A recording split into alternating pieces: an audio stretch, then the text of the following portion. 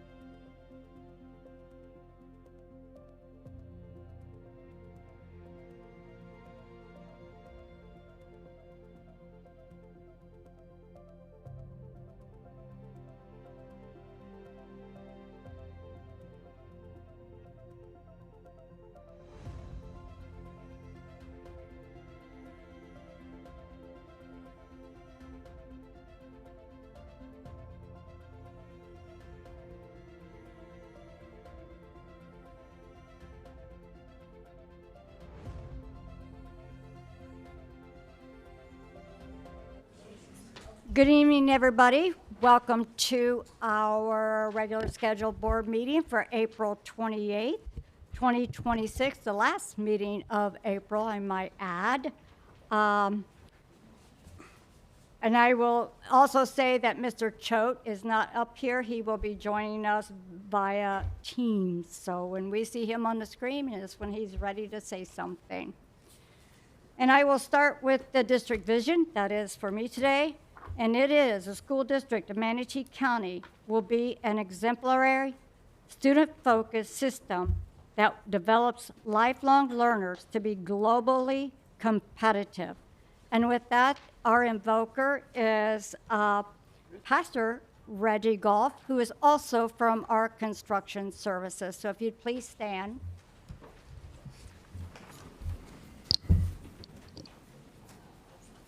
To the chair, Ms. Spray, members of the board, superintendent, all in attendance, could we bow our heads?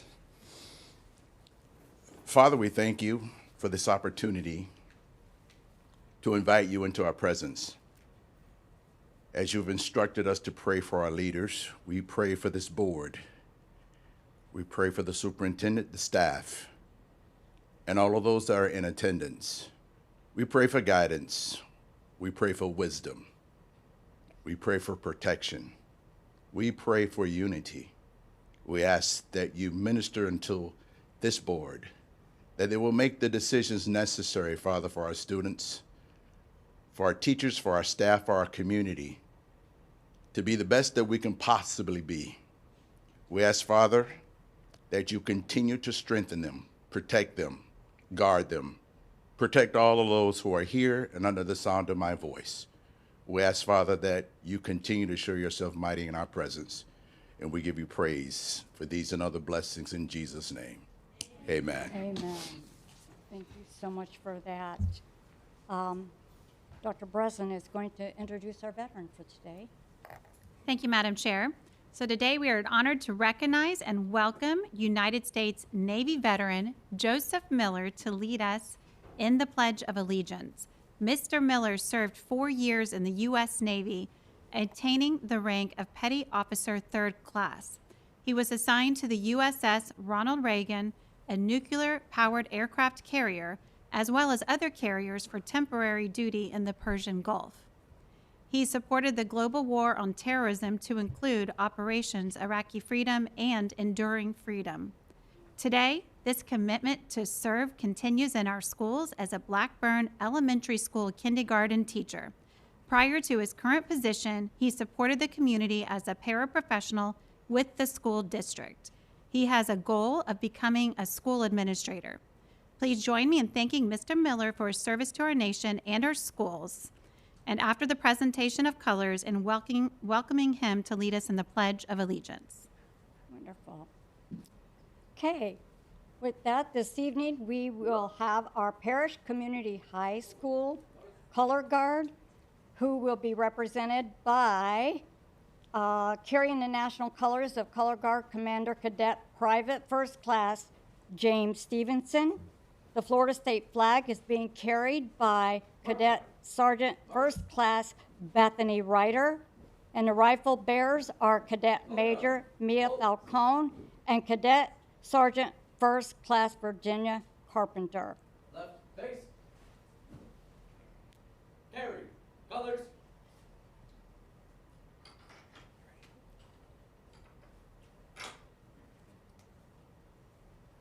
Present. Arms.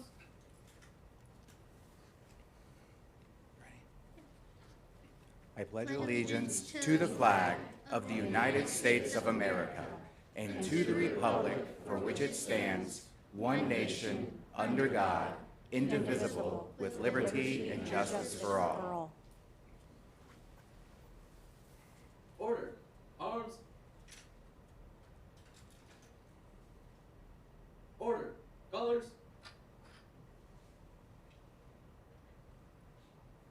Right face. Forward. March.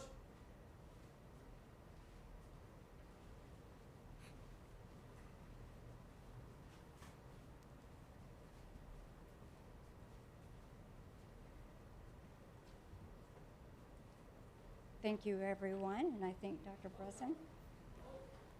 Mr. Miller, we wanted to thank you again for your service, not only to our country, but to our school district. This flag has been flown over the Capitol and is given to us by Congressman Buchanan in honor of your service. So thank you very much. Thank you so much. And thank you to your family for being here as well.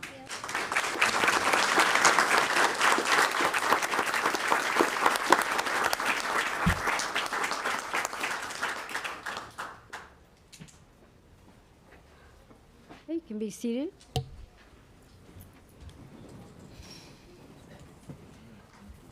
It's always nice to come to the meeting and see so many faces out here. It's going to be a great day here in the gallery. With that, we will go to item number 6, which is the approval of the agenda. I will say that the agenda had amendments to include the agreement with the Police Athletic League, board minutes from the workshop. Friday was an amendment for the presentations from school start times, and then the ESE department updates. So those were the amendments that we had. So I'm looking for a motion to accept the agenda. I will move to accept the agenda. Second. And if you would do your motion and your second, thank you. Chair For Spray, that? I'm not quite online yet. Okay. Ms. Cox, you can Second. report him as the seconder. Oh, Mr. Choate is here. And we have Mr. Choate, and we have him as a, I'm guessing your approval is a 5-all? Can he hear me? Yep. Okay, so I'm your gonna vote, vote yes. okay, thank you so much for that. So you will mark Mr. Choate as, so it's just me, I guess. I'm so sorry. And that's approved 5-all. Item number 7, Superintendent. Thank you, Madam Chair. The superintendent recommends approval of the minutes of the March 10, 2026 school board meeting and the March 31, 2026 school board workshop. So moved. I will second. So we have a motion by Mr. Kennedy, a second by Ms. Felton. Any comments from board members? Okay. If you could please vote for that item. Yes. Thank you, Mr. Choate and other board members. That passes with a 5-0. And now we are to the favorite part of the meeting, item number 8, student celebrations. Ms. Carson. Good evening, Board Chair, Vice Chair, Board members, and Superintendent. Tonight, our symphony of celebrations is going to start on a very high note by spotlighting exceptional student musicians and band directors. And now, without missing a beat, I turn it over to the man, the myth, the legend, Mr. Ricardo Robinson Chanel.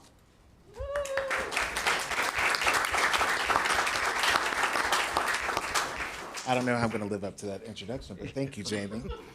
Good evening, Superintendent Breslin, Chair Spray, and board members Kennedy, Felton, and Tatum. It's no secret that we have some of the best music programs and music educators in the state of Florida. But tonight, we have a special opportunity to celebrate those accomplishments through the incredible achievements of our students. The journey to becoming a great musician is a long road, one filled with discipline, perseverance, and countless hours of practice. While some students may step away from performing, their appreciation and love for music often lasts a lifetime. On very rare occasions, however, a select few rise to the top. This evening, I have the honor of recognizing a group of School District of Manatee County students who have done just that. Out of more than 9,600 talented student musicians from across the state who accepted the daunting challenge of auditioning for Florida's all-state music ensembles, only 2,430 were selected statewide. And of those outstanding students, 21 proudly represent classrooms right here in Manatee County. These students are not only some of the best musicians in our district, they have proven themselves to be among the very best in the entire state of Florida. At this time, I would like to introduce them to you. Well, While a few students are unable to join us tonight due to scheduling conflicts and performances, we are proud to honor and celebrate all of their achievements, including those recognized in their absence. So, when I call your name, if you're here, come have a stand right behind me, please. All right. Aileen Perez from the elementary chorus at Braden River Elementary.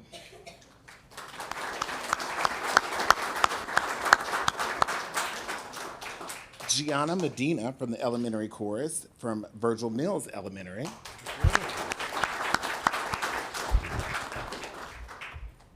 Josiah Sanchez from the elementary chorus at Virgil Mills Elementary. Alexa Helton from the top symphonic 11th and 12th grade band from Braden River High School. Alexandra Urbina from the high school concert chorus from Manatee High School. Unfortunately, not here. Ava Macy from the senior high school SSAA chorus from Manatee High School. Bryce Jandula from the high school concert chorus from Parish Community High School. Hamilton Gonzalez Brincino from the high school honor band from Southeast High School.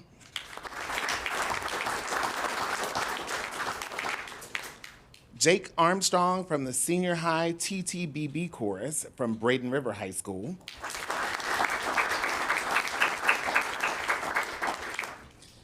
John Franco from the high school concert chorus from Braden River High School.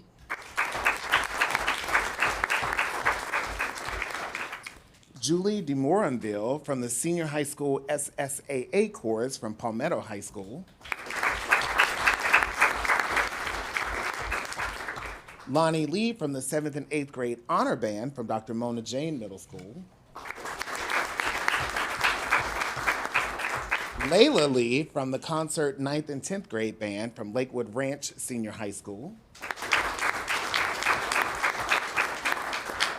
Logan Buckley from the middle school mixed chorus from Daniel Nolan Middle School.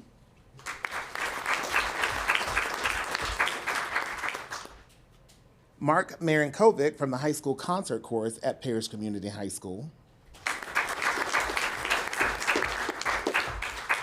Michelle Lepescu from the high school concert chorus from Braden River High School. Owen Glenn from the high school concert chorus from Lakewood Ranch High School.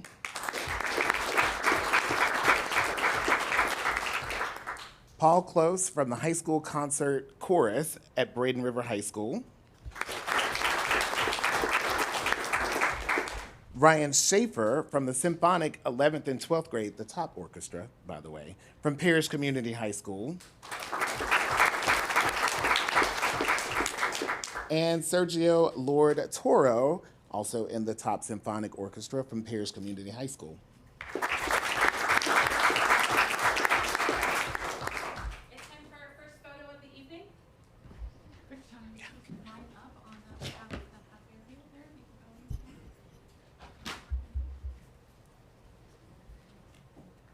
Where are we gonna go with you?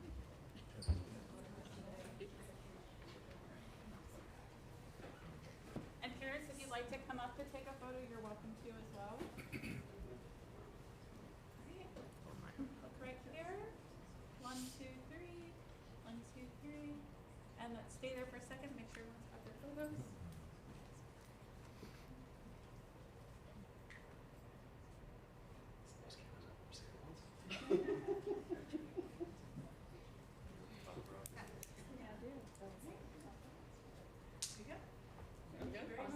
Congratulations, everyone.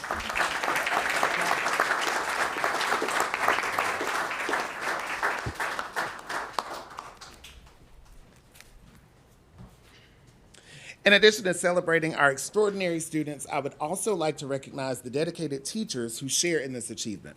It's because of their unwavering commitment, high expectations, and passion for music education that our students are able to reach such remarkable heights. This evening, we are also proud to honor 2 of our band directors who have received special recognitions from their professional organizations for their outstanding contributions to music education. Mr. Michael Kawalia, band director at Buffalo Creek Middle School, is a recipient of the prestigious Tom Bishop Award from the Florida Bandmasters Association. This award is presented to band directors who have made a significant and positive impact on a band program within a relatively short period of time. Selection criteria include dramatic improvement in concert music performance assessment ratings within 1 to 4 years, increased participation and outstanding results in district solo and ensemble MPAs, and measurable growth in overall program enrollment. Tom Bishop Award recipients are nominated by their respective FBA districts and selected through a competitive committee process. Congratulations, y'all. Excuse me. Congratulations to Mr. Kawalia, who unfortunately could not be here with us this evening as the Buffalo Creek Bands are hosting their spring concert.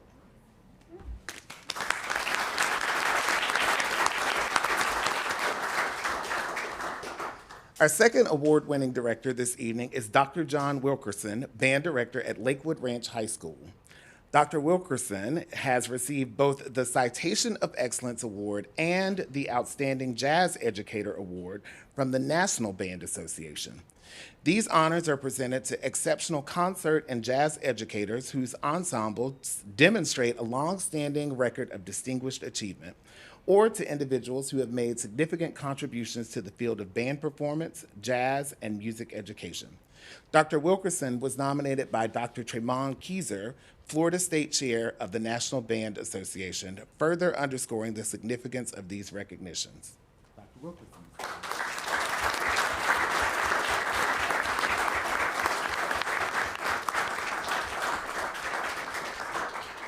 Additionally, Dr. Wilkerson is being recognized in connection with the Lakewood Ranch High School being named a 2026 NAM Foundation Best Communities for Music Education School Award recipient. Now in its 27th year, this award recognizes schools and districts nationwide for their leadership and commitment to expanding equitable access to music education. Only 11 school districts and 4 individual schools in the state of Florida received this distinction, and Lakewood Ranch High School is among that elite group. Okay,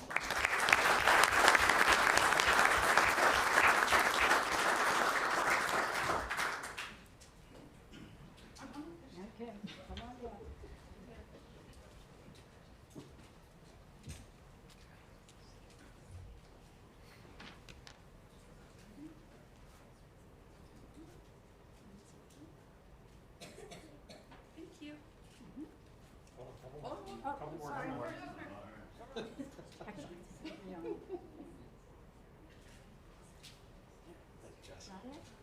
Thank you.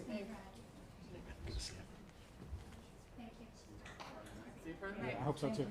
Thanks for including some. That's number one. So I know y'all are tired of looking at me, so I'm just gonna say congratulations to our all-state musicians, their outstanding teachers, our award-winning band directors, and the Lakewood Ranch High School. Superintendent Breslin and board members, thank you for your continued support of the visual and performing arts in the school district of Manatee County.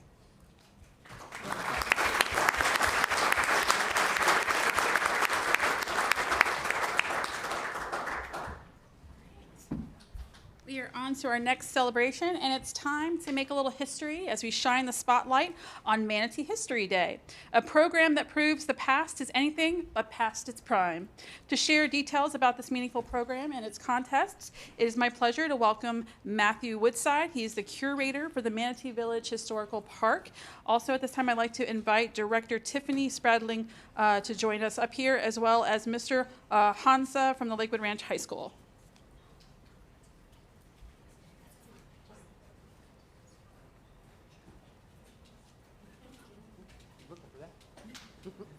Good evening. It's nice to be here with everybody. My name is Matthew Woodside. I'm the curator at the Manatee Village Historic Park. We are managed through the Clerk of Courts. Unfortunately, our the Deputy Director of the Historical Resources Department. Kristen Miner's not here, and so I'm here in her stead. Although this was put upon me a little bit at the last minute, so I might not have as much information as Kristen might have liked to provide. But we are here to recognize the two students, I think at least two, that won this year's competition. And just a real quick overview for those who aren't really familiar with Manatee History Day. It is a competition that is actually managed at the federal level and is known as National History Day, and is a competition for students who aren't exactly in those STEM types of interests where they can go to a science fair, but have more interest in history, civics, social studies, and those kinds of subjects. Each year at the national level, the operators of the program put out a theme that each student will react to. And this year's was Revolution, Reaction, and Reform. And then they have 5 different categories that they can react to and build their project. One is a paper, a scholarly paper. One is an exhibition board. One is a website. One is a documentary. And one is a performance. This year's winners, Mackenzie Walker from Braden River High? Lakewood Ridge, sorry. One for her paper talking about how the invention of the safety bicycle in the late 1800s really revolutionized women's ability to become independent, and it revolutionized their ability to not have to rely on always having a male companion or being driven by their father in a wagon or what. And Channing Douglas did a wonderful documentary. He is a student at Palmetto Charter, and he did his documentary on the history of the integration of Manatee schools in the 1960s. So we are very excited that we will be accompanying them next week. On Sunday, actually, we'll be up there for a 3-day program in Tallahassee, where they will compete against all the other winners from all the different counties in Florida. Winners at that level will then go on to the National History Day competition, which is held in June, excuse me, in Washington, D.C. So I'm not sure who we have. Thank you, sir. We are so excited about all of our participants. At this time, we would like for Mackenzie to please join us. We have another participant in the boardroom as well, Miss Luciana, to join us up here. And unfortunately, Miss Elizabeth was not able to attend this evening due to prior engagements, but we'd like to invite them up here to celebrate their participation.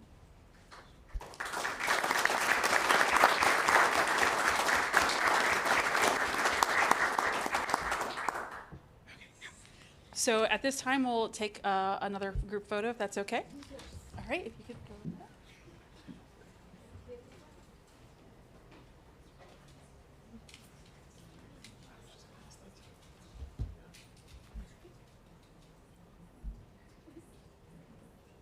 One, two, three. 1, 2, 3, and then I'll move out of the way for other photos. I'm tall.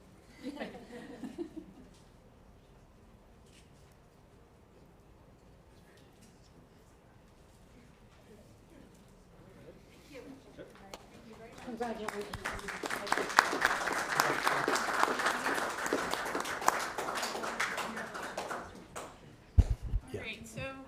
May I make a quick comment? Yes. Excuse me 1 second, James. Yeah. Tiffany, how do we, is there a way that we can see their projects? Or, I mean, I don't mean right this moment, but, We could definitely arrange that. okay, great. Yes, I can make that happen for I would you. love to see the documentary. I and- know, a documentary, Yeah. especially local history, that's Exactly. pretty awesome. Yeah. Well, okay, thank you. Yeah. That'd be great. Sorry for Thank the you for that. That's quite all right. All right. At a previous school board meeting, we did some heavy lifting, if you'll recall, and recognize the strength of some of our student athletes. Tonight, we are adding some additional weight to the celebration by highlighting another outstanding student athlete from Parrish Community High School. And to share more is Coach Aber.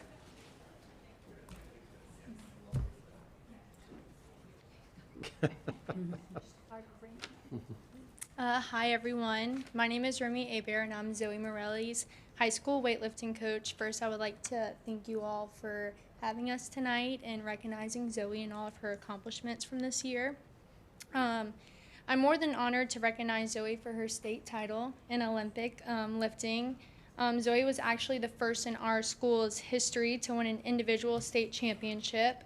Not only did Zoe place first in Olympic lifting, but she also set a new state record for her weight class. Now just as,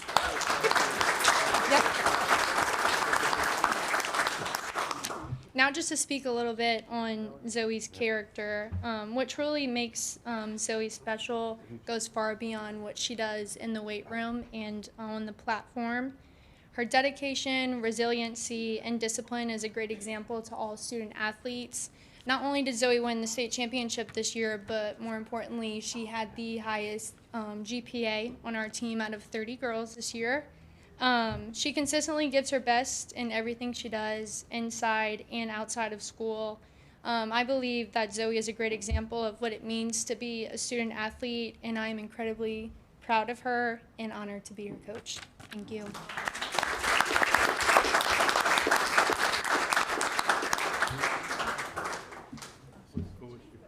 Maybe we should just all have chairs over What? here, and we can just stand up for pictures. All right, we're gonna have you get in a photo. okay. And then you can step out. Oh, okay. and take one, too. Zoe, what school are you? Paris. Paris, okay, I just want to make sure.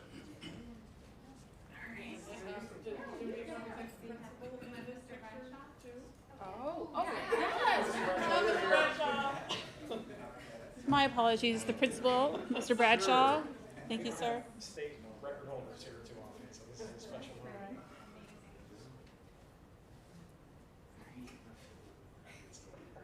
Here we go. 1, 2, 3. 1, 2, 3. Awesome moves.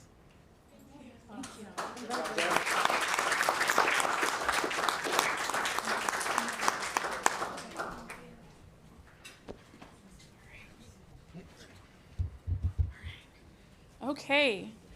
For our next celebration, we are going to recognize a creative crew that's usually behind the scenes, but is always in focus. I want to say thank you to the school board's support of our MSTV internship program, which continues to shape our district's storytelling. First, under the leadership of Matt Messenger, and now with Carl Shelton directing the next chapter. I know Carl would like to share some thoughts, so I invite him and our crew into the boardroom.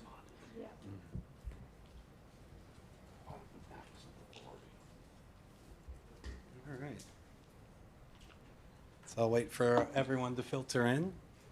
But I know most of you guys know me from behind the scenes. I film most of the school board meetings. I want to thank Matt for taking that today so I could be here with the interns. So let me just start by saying good evening, school board members, chair, and superintendent. And thank you guys for recognizing these MSTV interns.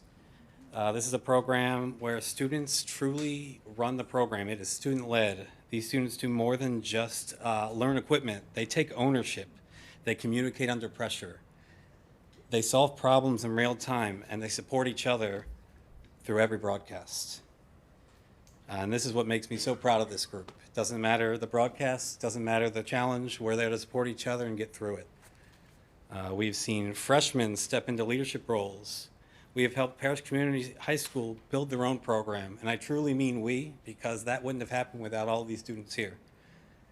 I want to quickly thank some of the TV production teachers in the district. I can't name them all because we don't have a lot of time, but just know every TV production teacher brings something special to this program that trickles down to their students, and they trickle it to the rest of the district. And that's what's so special. It doesn't matter if you think you only have, I know a few of them are here, they're teaching so much more than just their own classes, which I think is really cool about this program.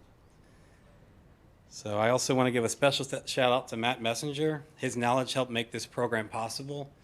He has so much knowledge that I don't have about this van, so when I have issues, I'm able to call him and make sure that we can get these broadcasts going so these students aren't just wasting their time and showing up for nothing. So we very much appreciate that. But now on to what we're here for, the students. So I want to recognize over here Pierce Fenton. He is actually not even an intern yet. He's a future intern, but the interns here have stated that he's been to too many broadcasts and he needs to be a part of this. So that's why he's here today, yes. Watching him grow this year in ways it's been so unexpected. He's actually led a broadcast as a freshman, so that's a really cool thing. We've never had that before. Good work, good work. So now right here we have Brooklyn Deckman.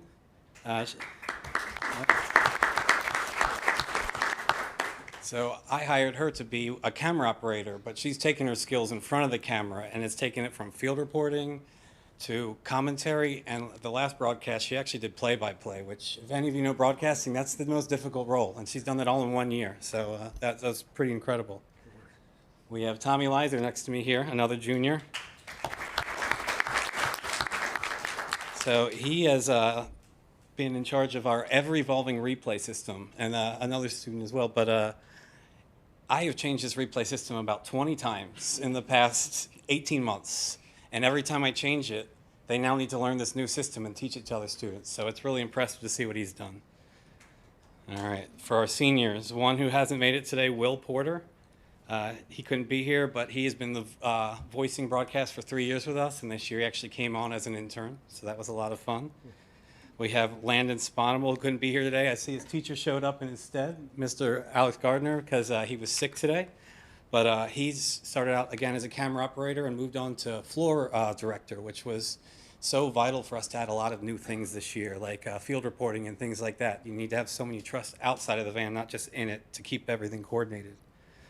We have Mike Krajewski, sorry, I'm so bad at that one. He's, again, another one of our replay people. He has been vital for us to grow. His creativity with the replay has really taken it to a different level. All the slowdowns and speed ups, he's kind of teaching everybody when the good moment is, when the big moment is, to actually like slow something down and not just do it for no reason, but with a purpose. So now I want to recognize two students in particular. The first one is Parth Tripathi. He is our, I guess, our high school leader of the program. Watching him grow into someone who understood the equipment, or from someone who just understood the equipment, into someone who can truly lead a broadcast has been amazing to witness. Seeing him go from the student who did not like to speak in a director role to someone who teaches other students to find their voice as a director has been one of the most rewarding things I've been a part of professionally.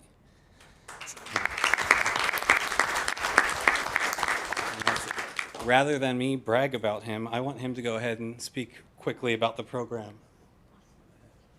Alrighty, I wrote up something small, so it won't take long. Alrighty. So first off, I want to start by introducing myself. Hello, my name is Parth Tripathi, and I'm currently a senior at Southeast High School. I initially joined this program in November of 2024 after the grueling application process that took 3 months to do, and I fell in love with what it had to offer. I was able to continue my interests that I initially learned throughout high school and continued at an even higher level than in the van and the various other positions that MSTV had. Through learning here, I was able to transfer my knowledge to members of my own at Southeast High School and contribute an overall positive as not only do I learn more, but the people around me do as well. Like, for example, our teacher, we just got in a new TV teacher, and he didn't know the most about videography and broadcasting, but he knew a lot about photography. So with the skills I learned from Carl, I was able to sort of trickle down and transfer it to our teacher, which I was teaching my teacher, which was pretty cool. And he was able to teach me the photography aspect of it, but I was able to teach him the broadcasting and the different aspects of the TriCaster, which was really fun.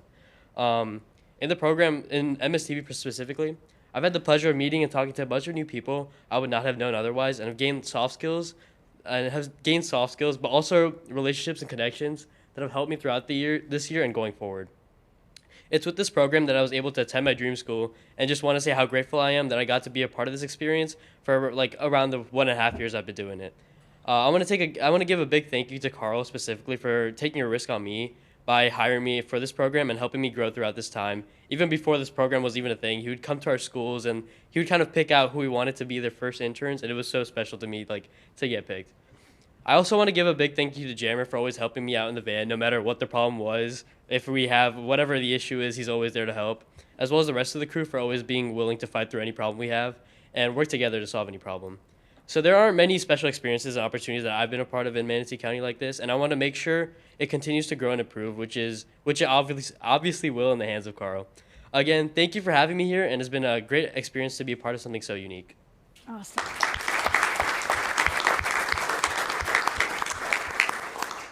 So another cool thing, I did not hire him to be the leader of this group, but a senior from last year said, he is your guy, he needs to do this. So one of my interns actually informed me he should be the leader, and he's actually doing the same for the next group. Well, I'm not going to say who, but we have some future leaders for sure.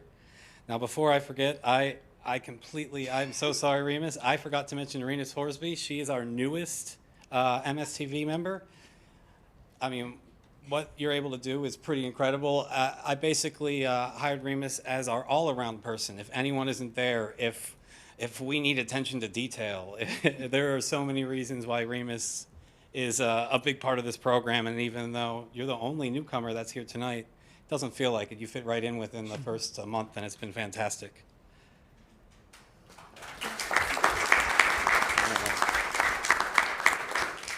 And then finally, I would like to recognize Joseph Mannerite from MTC, who we all know as Jammer. There have been so many things I could say about Jammer, but to put it simply, this program would not be where it is today without him.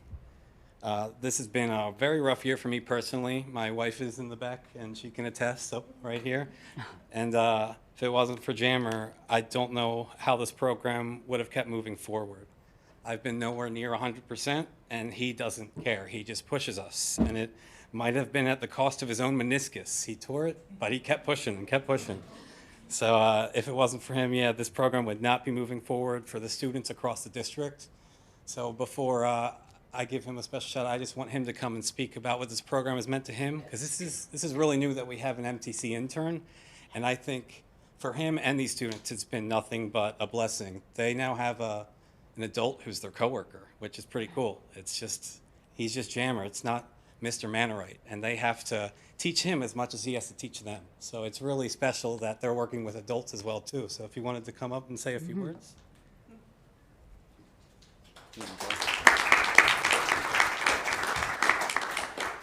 Thank you, members, and thank you, Carl. So there's so much I can say, and like I told Carl, I had to rewrite my speech probably 15 times, and I guarantee it's not going to go as I wrote. But what this program, MSTV, has meant to me, I just don't think about it as a program, but for me, it was an absolute complete journey and a change in my life. Before I even stepped foot into this MTC this year, I was already experiencing live production. My church had the equipment, but had no one to run it, and it literally sat dormant for 3 years. So I stepped in one day when the pastor asked, hey, I need somebody who can run sound. And I said, show me what you need me to do. And that's where it started. By the time I started learning that, I got them a basic stream going, so our church is online. And that started about a year ago. But from there, I thought my journey would end, because 3 weeks before MTC and school even started, I was supposed to leave Florida. Head back home to Massachusetts, where my family's from. But when all that fell through, I decided, let me take a chance with MTC again, because I was a returning student in 2013. So, going through everything. So, but when I joined MTC, at the time I was 3 weeks out, didn't know what to expect. I just knew they had a TV studio, and it sounded like a good opportunity to help build my skills, even if it was just for the church. But once I got there, everything started to open up. Through MTC, and especially through Miss Abby Plummer, who's here today, and I honor and appreciate everything she's done for me, I began learning how to truly create, not just running equipment, but how to film with a purpose, how to edit, and how to tell a story the right way. She gave me the freedom to push myself, to try new things, and to grow faster than I ever expected. And then about 2 weeks into the program, Abby told me about Carl and MSTV's program, Game of the Week. And from there, everything expanded even further. From that point on, I worked every game I possibly could. I wanted to be there, I wanted to learn, and I wanted to take everything I've already been building in MTC and apply it to the real live environment. Even after I got my certification in December, I took a shot and asked Carl and Jamie if it was possible for me to become an intern with MSTV. So at that point, I kept showing up, and I started every day with Carl in December, becoming not just a regular intern, but someone that was there every single day, even through the tough times. So, but with this opportunity, Miss Abby even gave me the trust and freedom to even help build something, and even a foundation that we have at MTC now with our live productions there. And I believe that program is going to expand even further than what it was today.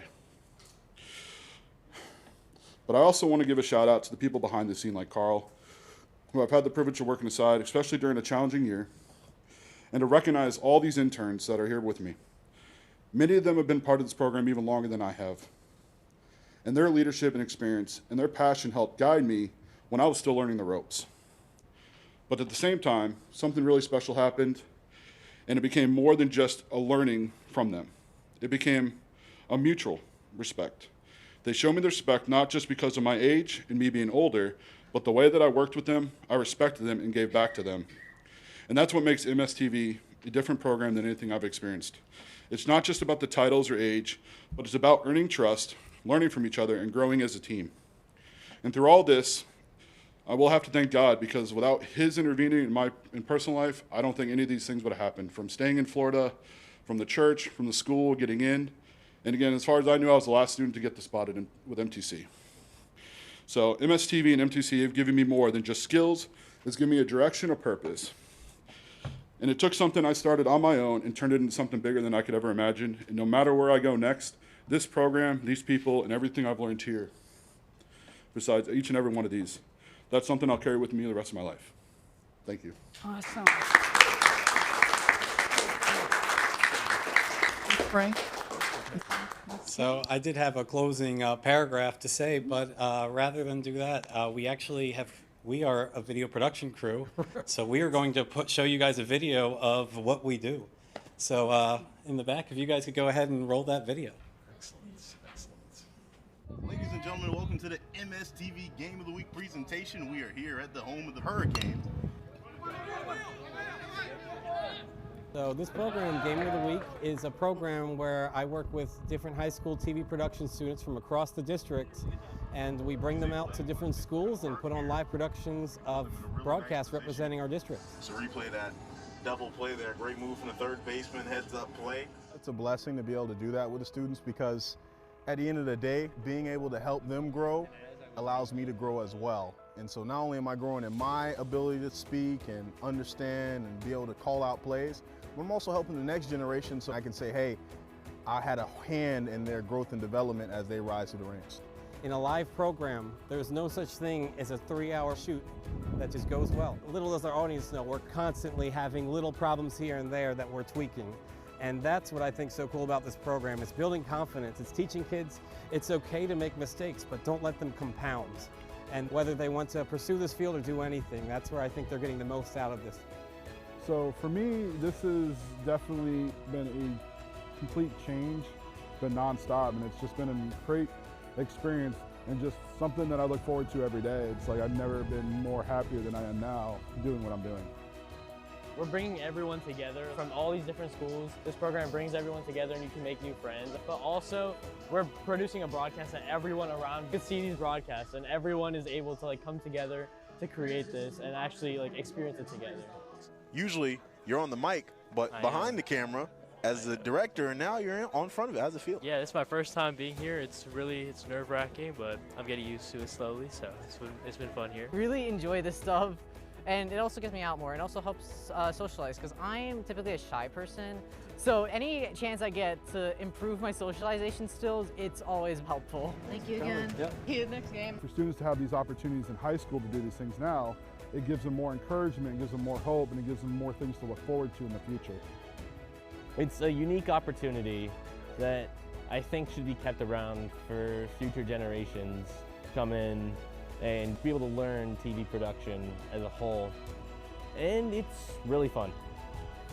I think what's best about it is it gives the opportunity for all the high schools to really get a look at it, and all the students who have considered it. And you don't really have to have all the experience. You could have no experience and just show up and shadow someone and meet these amazing people.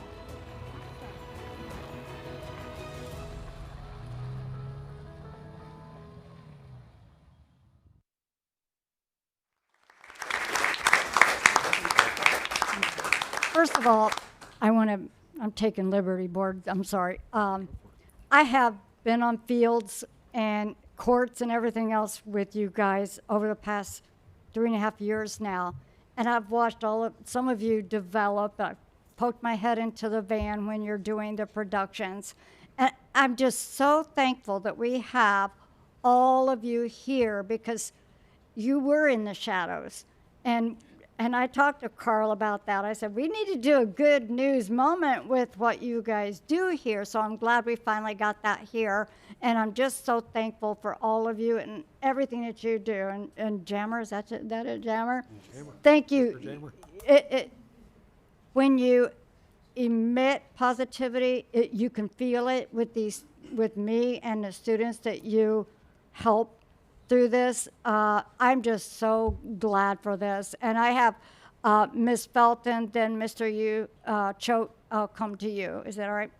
Ms. Felton had her hand up, so. Hi. So my eldest kid did television production for all 4 years at Southeast High School, so go Knowles. His senior year, he had 3 classes of television production and was running the TV news, which then went into COVID. So he was doing the TV news from his bedroom the end of his senior year. And then he went into Miss Abby's class at MTC. Jammer, you're a classmate of his, Indigo, and loved doing that as well. And getting to see things, all the growth that you guys have as you learn to, interact and take responsibility, and you broadcast things across the district, and nobody ever gets to see you. It's behind the scenes stuff. Sometimes you get to be in front of the camera, but not very often. We hear your voice, but we don't see you unless you go to the live games, and I'm sure Mr. Choate will address some of this with football. But, and then we get to see you guys running around the field or whatever it is you're doing. And it's so great to have you here and to see and to hear from Carl about your growth, because fingers crossed, this is something AI will never be able to take over from you. This is something that you'll be able to continue to do and grow with and to make into a career if you want. And so I'm very proud of all of you. Thank you. And your son's actually helped out with graphics at an event before. Indigo's actually helped out with graphics in the van at an event before. Yes. So. Yep. Awesome. Glad he's doing good work. And now we have Mr. Choate, who is on the screen. Go ahead, Mr. Choate. No, I just wanted to say congratulations to all of y'all. I know, first off, I want to say thanks to Matt Messenger. I know started this back in the day when I first came on the board. I said we've got to do something with the production and get this going. Again, it's about options and opportunities, and ditto to what Ms. Felton just said. I think this is something you guys can take on and build a career from it. I don't think AI is going to be able to take this away from you. So I'm really excited, Carl, from what you've done the past couple of years with growing this program, and I only see it growing further. I think we may be, if not the only district, one of the very few districts that actually has our own district television. And I think that's really special. And I think that that's something that people around the state can look at Manatee County schools and say, look what they're doing in that particular field. So excited to see this program grow, excited to see where you students end up going. We've got plenty of production stuff here locally between the Marauders and the Pirates and Feld Entertainment, IMG. So don't go anywhere. Stay in the community and live out those dreams and the things you want to do in TV production. But super excited about all this. Congratulations to everybody involved.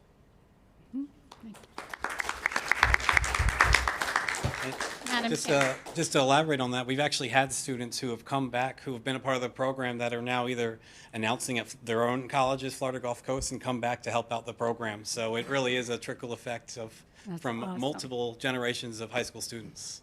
That's awesome. And we have Superintendent. Well, thank you all for being here. This has been delightful to see, and I really appreciate you coming and sharing with us. I'd love to hear which school every student is from. If we could just quickly go through, starting here, what high school? Southeast. Parish? Southeast. Southeast? Manatee. I love the variety of schools working together. I think that's really special. So thank you. I was curious about Yeah, that. we had students from 4 schools this year. The goal is to have all 7. I don't know if a few of the students from Bayshore are not old enough yet for the program who we wanted to bring on, but maybe they'll just follow Pierce's path and just hang out all year with us until they force themselves in the program. Yeah. Awesome. I'm so Thank proud you. of you all. I just want to have the parents and Frederick, our announcer, who's here today, come on up, for a photo. Oh, and any teachers who are here. I see Ms. Abby Toole and Alex Gardner out there. Everybody up there. Everybody up.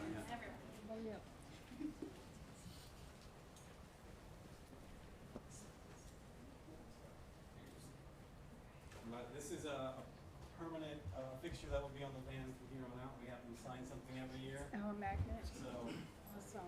hopefully in 20 years we'll have 20 magnets. One,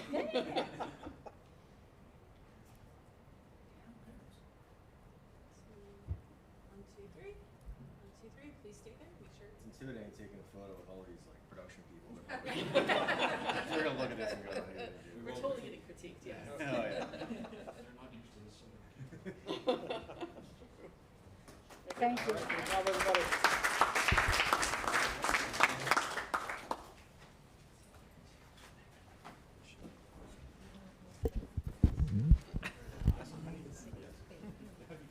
I can have it. Just checking.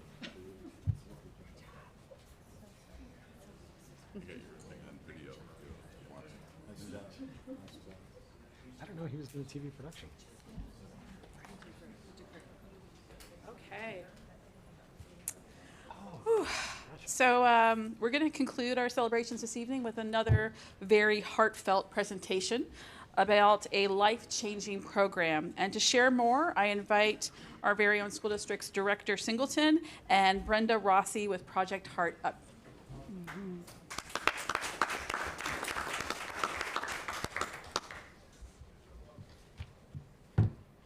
Good evening, everyone. Chairwoman Spray, our board members, and our superintendent.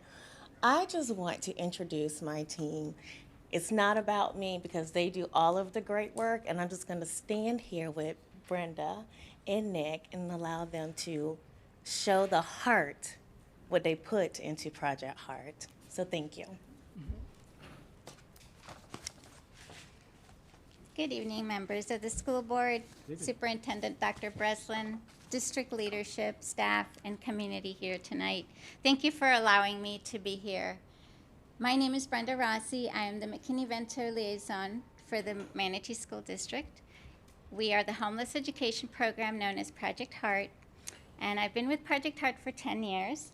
2 of these last years, I've been in the role of program specialist, and tonight we'd like to highlight and do a little overview of what Project Heart is, and also our outreaches and our accomplishments for the school year.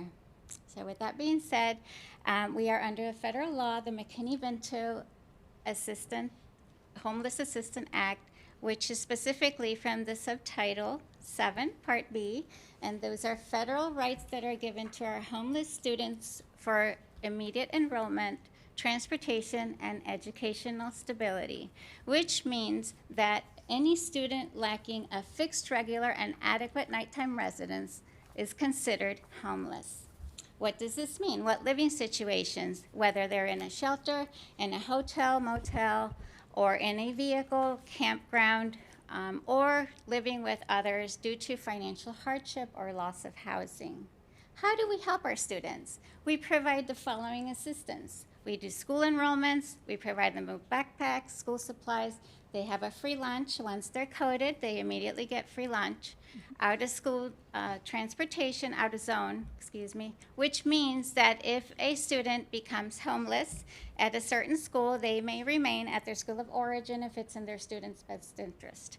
We also help with senior fees and also fees for educational field trips, post-high school planning, and community resources for our families.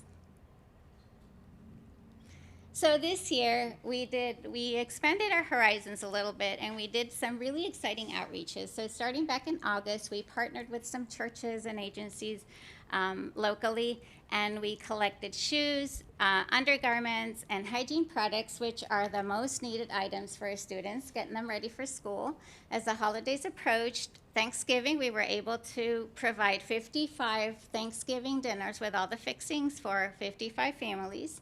And then Christmas came along, and we had 150 of our Project Heart students attend a beautiful Christmas party at the fairgrounds in Palmetto, where they had games, they had a petting zoo, and each student left with 3 wrapped Christmas gifts that day. We also partnered with an organization called Mittens, who have a heart for unaccompanied youth. So they provided us with backpacks, personal items in them, and gift cards for Christmas. And lastly, we collaborated with the Office of Dr. D. Horton, which did a Kicks and Coats drive resulting in 75 pairs of shoes and 35 jackets for our students. Really exciting. And lastly, we did this for the first time, and this is an event that I will never forget, and this was our prom dress event. We collaborated with Harbor 58 at Oasis Church, and so we held a beautiful day for our female students to come through and shop for a brand new dress for their prom. And so we had refreshments, we served a light lunch, and they had their own personal shopping experience because they were assigned someone to shop with them.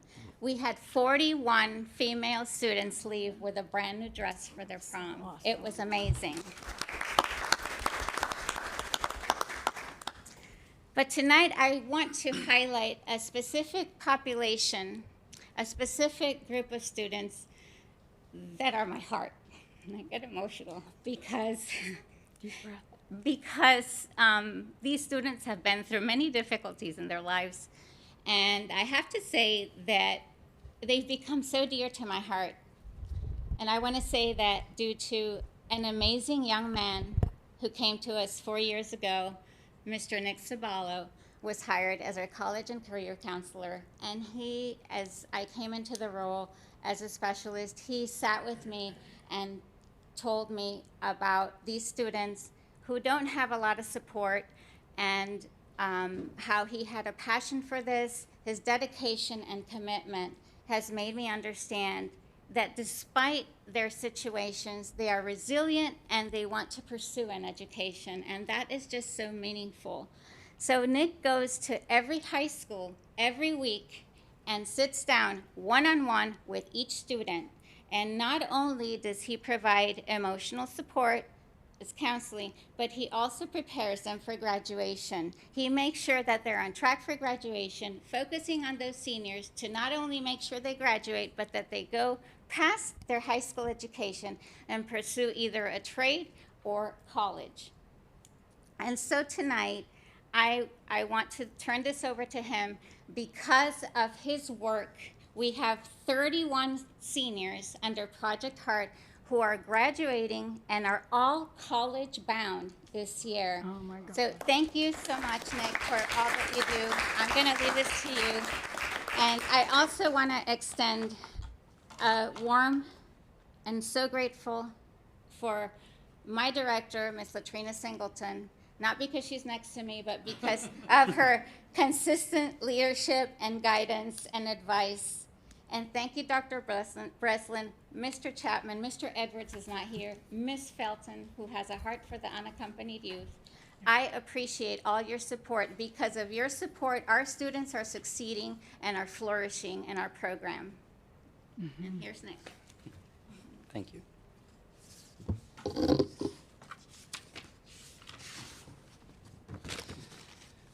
Good evening, members of the board. Thank you for having us here tonight. I just want to take a moment to also thank Mrs. Rossi and Ms. Singleton, because without them, none of this would be possible.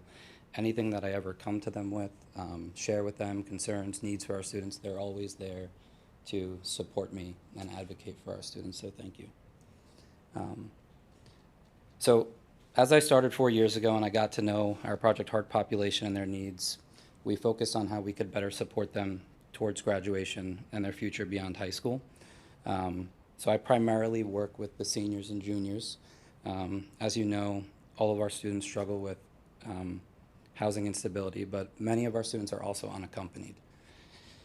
So they're living without a parent, kind of navigating life on their own, and that's where I try to step in and provide that support and guidance. So at the beginning of each year, Ms. Rossi has developed a comprehensive plan to meet our students' needs by developing a needs assessment to ensure that, like she said, they get their hygiene products, they get school supplies, food, clothing, housing resources.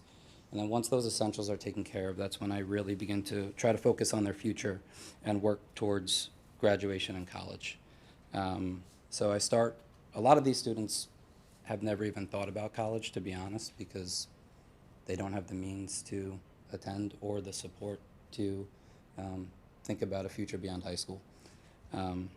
So I try to help them identify careers through career assessments, figure out something that they want to do to pursue a specific career. And then we begin to look at colleges and see what colleges they could actually attend based on their GPA and SAT scores. From there, I help them with their college applications, financial aid, and many other things. But one of the big part of this process is letting them know that college is financially possible. So in the state of Florida, our students are able to attend college for 4 years uninterrupted if they're an unaccompanied youth or a homeless youth. So Ms. Rossi and I complete all the necessary documentation so that they receive the full Pell Grant of $7,400 to attend college, and then also receive a tuition waiver at any public institution in the state of Florida. And I think that's a big turning point for our students because it allows them to know that this is a possibility. And it shifts their mindset from like, maybe I can do this to, I think this is something that I can actually do. And I also help them with SAT registration, scholarships, staying on track for graduation, helping them with ingenuity. I develop resumes with them and help them find jobs because a lot of our students need to work. They don't have the opportunity to not work while in college. And the slides that are up here are, so we have MTC, SCF, and FSW. So each year we take our students to these 3 institutions. At FSW and SCF, they've developed an orientation for each one of our students so that they get all the necessary support that they need. So when we go there, it's not just a field trip, it's an orientation where they get to meet with their support team at the college. So they essentially have their own Project Heart at SCF and their own Project Heart at FSW. They meet with their advisors, they meet with their counselors, and the rest is the support staff that's there. To make them feel a sense of comfort and I guess also just letting them know that they have that opportunity to reach out if they need the support. On that day, they also make their schedules. They get their parking passes, student IDs, and essentially they're set up for everything for the fall. We also submit their tuition waivers and their FAFSA documentation, so everything is financially taken care of for them once they reach college.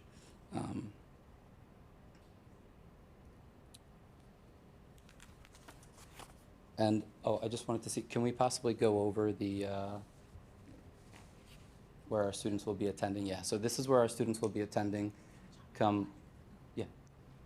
So, Mr. Chapman, with all of his wonderfulness of how he likes to support our students, found us scholarship funds for our graduating seniors for Project Heart. So Nick is going to go through our students, not their names, the location of the schools that they're at, and then what they're going to be studying. Awesome. Thank you, Mr. Chapman. Yeah, so thanks, team. The generosity of the Bishop Parker Foundation and the Henson Fund, they each donated $7,500, so we have a total of $15,000, which is about $500 for each one of these graduating seniors to help out in their books and materials and all the things they need to be successful as they continue on to MTC and all of these other wonderful post-secondary institutions, and I think some military too. So, so each one will be getting a $500, essentially a scholarship from the Bishop Parker Foundation and the Henson Fund to reward them for all their hard work and everything they've been through in life. So we congratulate them. Thank you so much. Yeah, thanks, Nick. Okay, so from Bayshore High School, we have 3 students attending MTC for automotive collision, HVAC, and electrician. At Braden River, we have a student attending the nursing, 2 students attending the nursing program at SCF, and then 2 students attending MTC for cosmetology and nursing. For Manatee High, we have 2 students attending MTC for nail technician and barbering, nursing at SCF, environmental engineering at UF, accounting at Palm Beach State College. And at MSA, we have 2 students attending SCF for early childhood education and nursing. And then we have one of our students going to the Army. At Palmetto, we have 4 students going to MTC for automotive service tech, HVAC, CNA, and cosmetology. We have another student going to the Marines to be a military police officer, and another student going to Florida Atlantic University for business management. At Parrish, we have 2 students going to Florida Southwestern for business and forensic science, cosmetology at MTC, biology and nursing at SCF. And at Southeast, we have 2 students attending Florida Southwestern for nursing, and 3 students attending MPC for culinary, law enforcement, and cosmetology. Awesome. Thank you. Wow.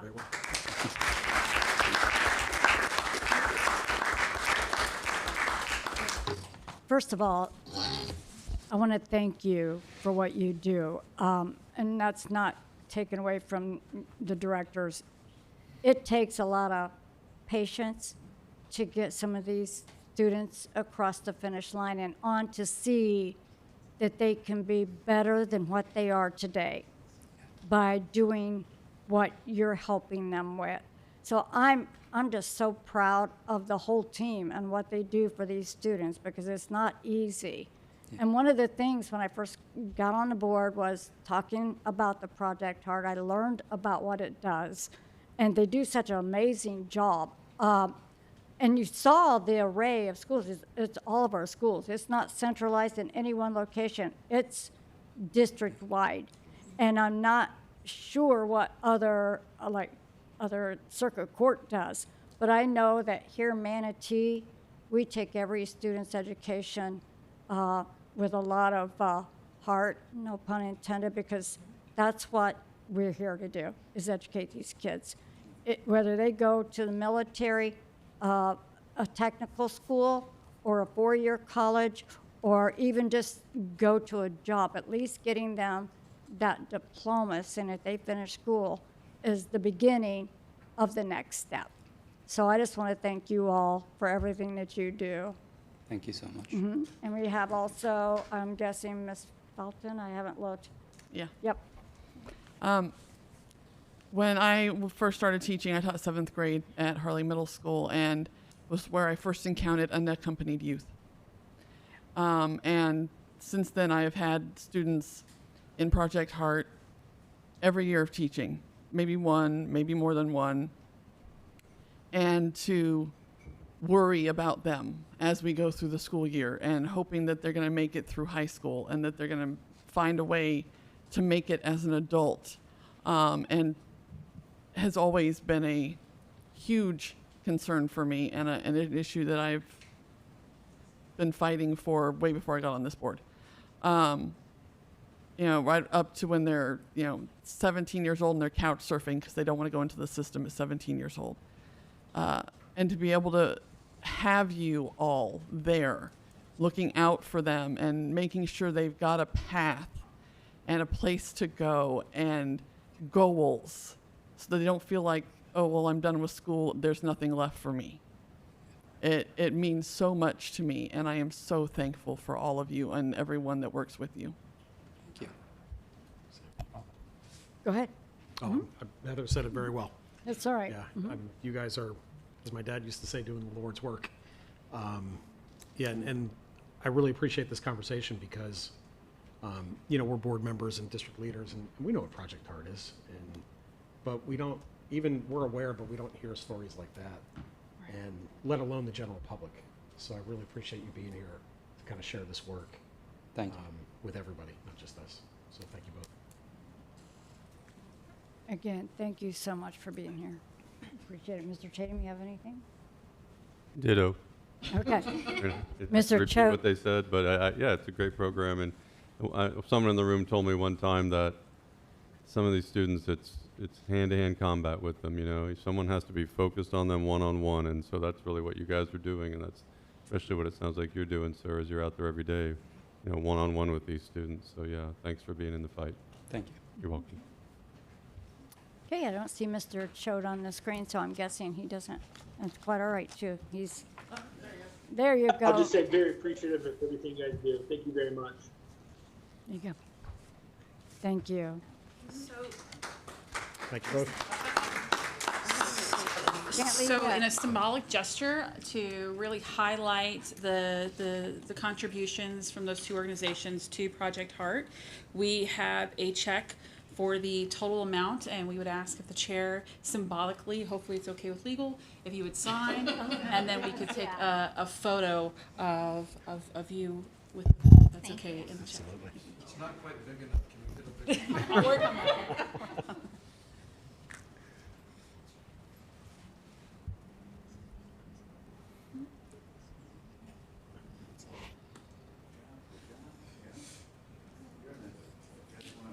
Taking a big.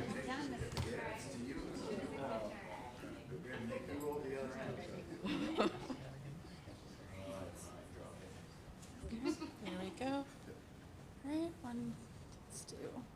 Right, here, ready? 1, 2, 3. 1, 2, 3. Thank you.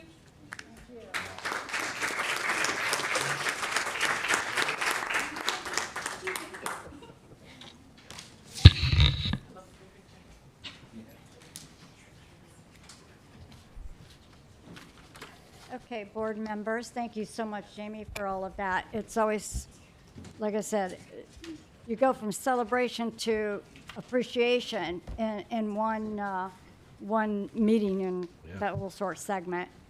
So I'm going to go on to public comment, number 9 on your agenda, and we do have one. I'm hoping I say this. It looks like Eleni Gagnon.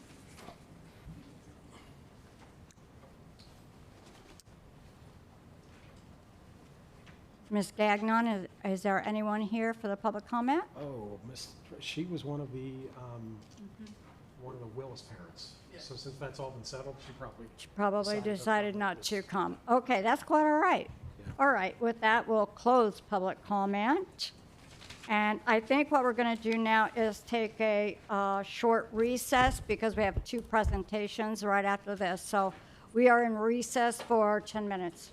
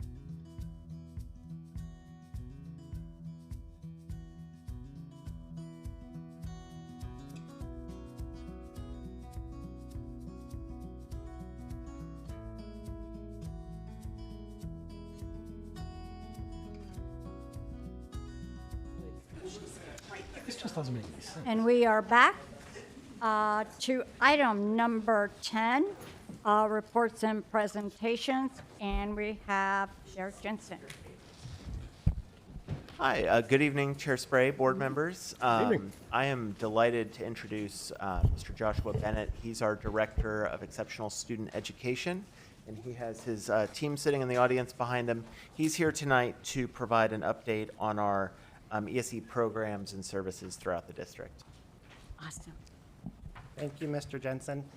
Good evening, Board Chair Spray and board members and the superintendent, Dr. Breslin. I do want to welcome my team. I call them my dream team, just like the Olympics and basketball. So we have the supervisor of nursing, Nurse Nixon, and then we have the two school coordinators, Sherry Goodwin and Carrie Schrock. And then we have the parent engagement specialist, the coordinator actually, Jody O'Meara. And then we have two associate directors. One is ill and she's watching from home, Dr. Mary Beth Mason. But then we have Nicole Mayo here too. So they do a lot of things within our department, as I'm going to go through and highlight for you all. So I want to thank you all for this opportunity so that we can show you and give you an update of all the things the Exceptional Student Education Department does.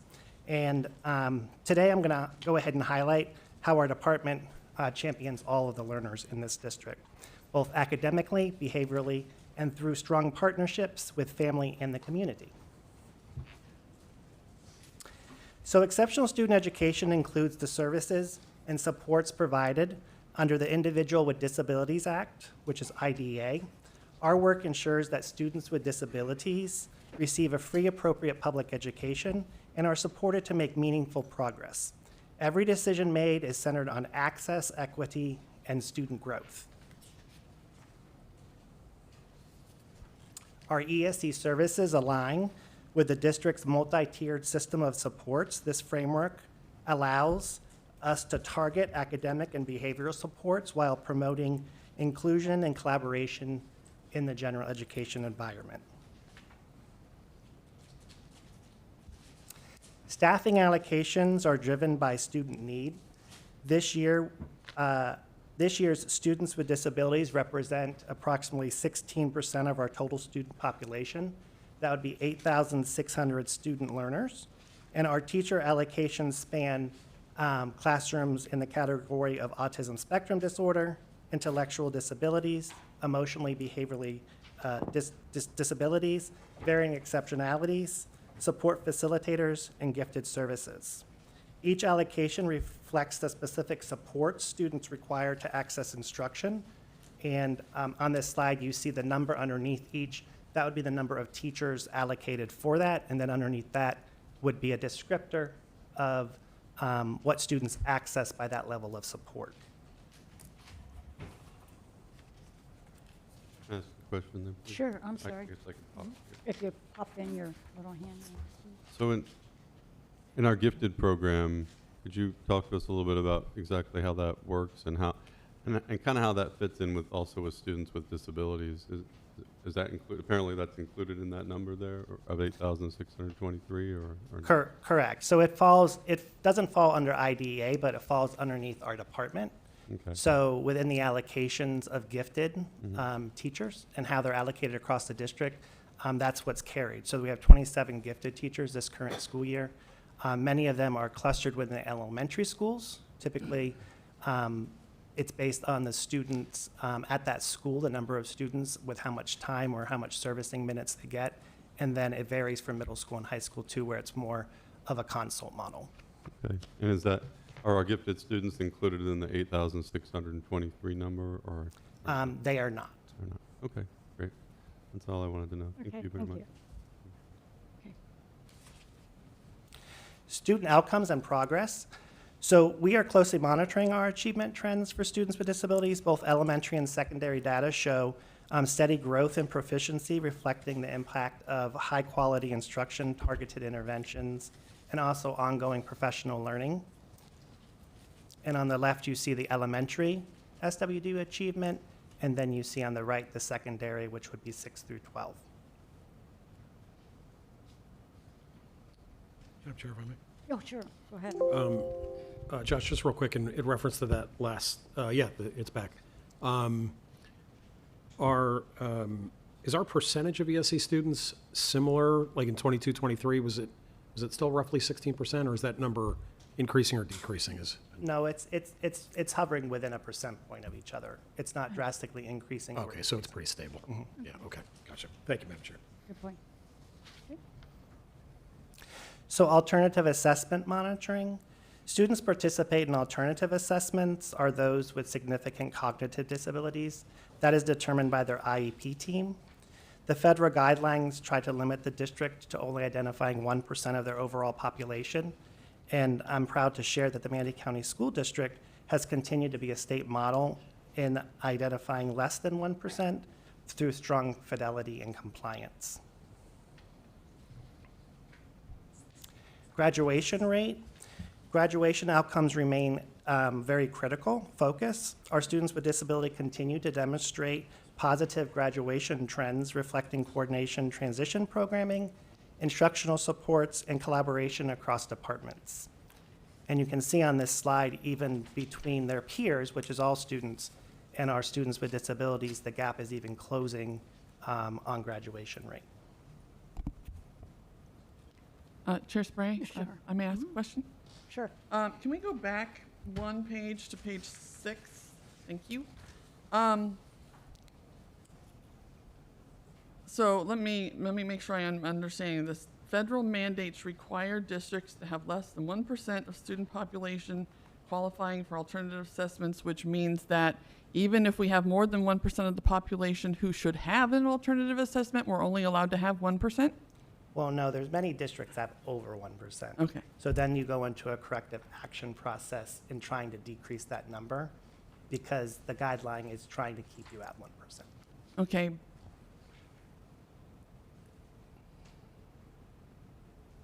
Let me see if how I can put this.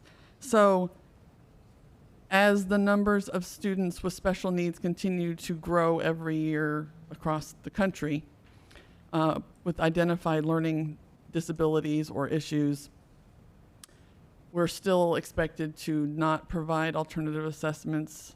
The guideline is to not provide alternative assessments for more than 1% of our student population, despite the growth in students who might need alternative assessment. I think the reason they follow that process is because they want districts to make sure they're following the guideline of being around 1% or under.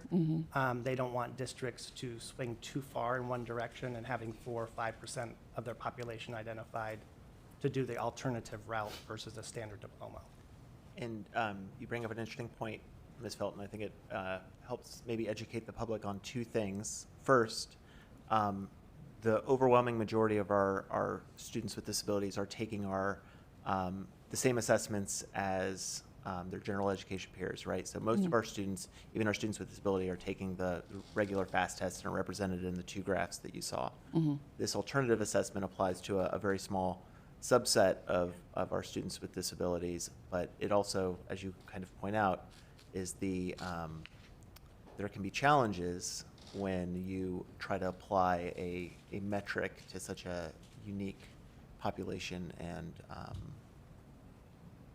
and need across a school district, right? Because it doesn't adapt to your ever-evolving population. Yeah. Okay, just wanted that clarification. Thank you. Okay. We did the graduation slide. We have some celebrations intermixed within here. So this was a celebration of student athletes. This was a celebration of a collaborative effort between Harvey K-8 and Parrish High School, where they came together to celebrate all their students at their school jointly with doing a Special Olympics field day. Students showed skills with teamwork and school pride, and they supported their peers by coming out and supporting and created signage. It was an incredible experience of inclusion. I was able to take part and visit them on that particular day. Principal Rio shared, this is a quote, that the event highlighted inclusion, perseverance, and the joy of coming together as one community. We also have another celebration across two different programs that actually are parent engagement coordinated across our district. So this is through a partnership with State College of Florida and the Arts for All Florida. Our students were able to show artwork publicly, highlighting creativity, confidence, and community connection. Over 100 families and community members attended these events, focusing on the value of inclusive arts education. And on the left, you see the SCF arts program, which was done on their campus. I know several of the board members attended that.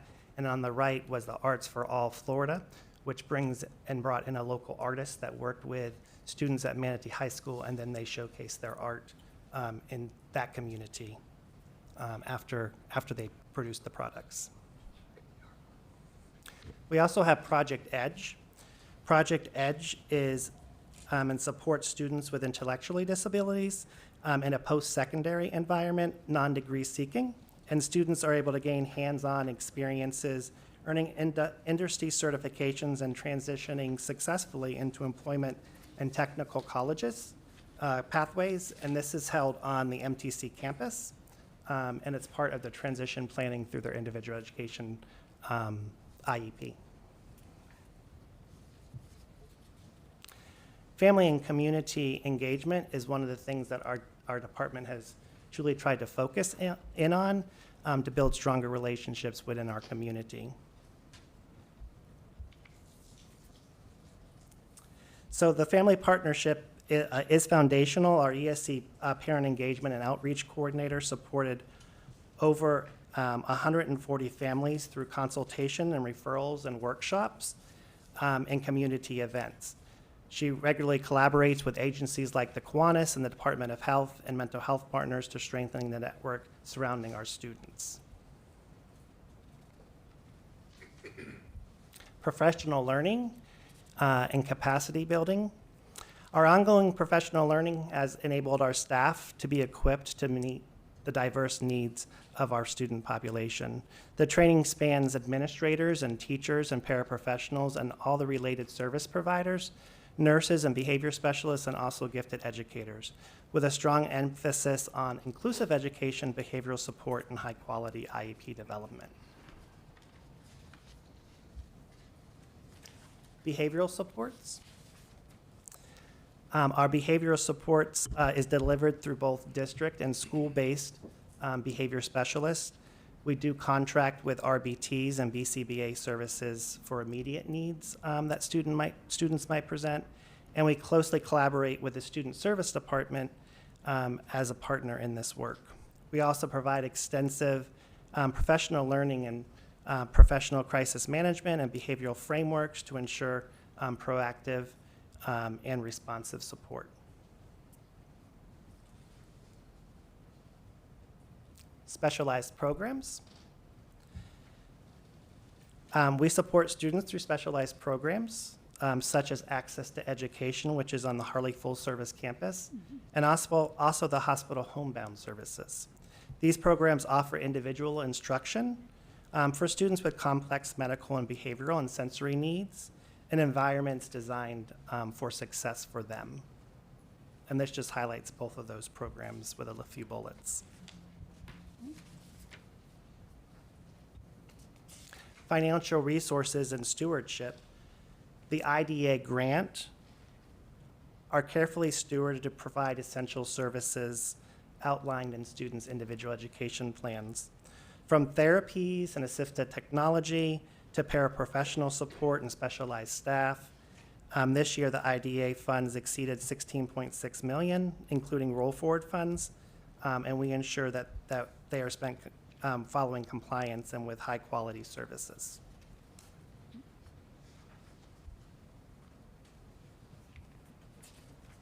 And then additional ESC supports.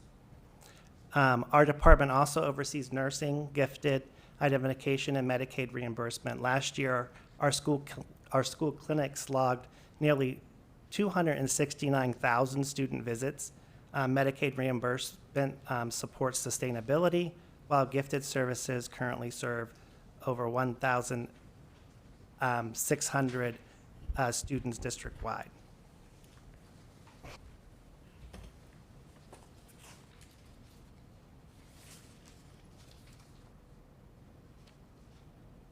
And I leave with this picture here because we come back to the students, and I just wanted to highlight that this was one of the grants that our department seeked called Futures in Focus, and it was through the Able Trust and MEF partnership.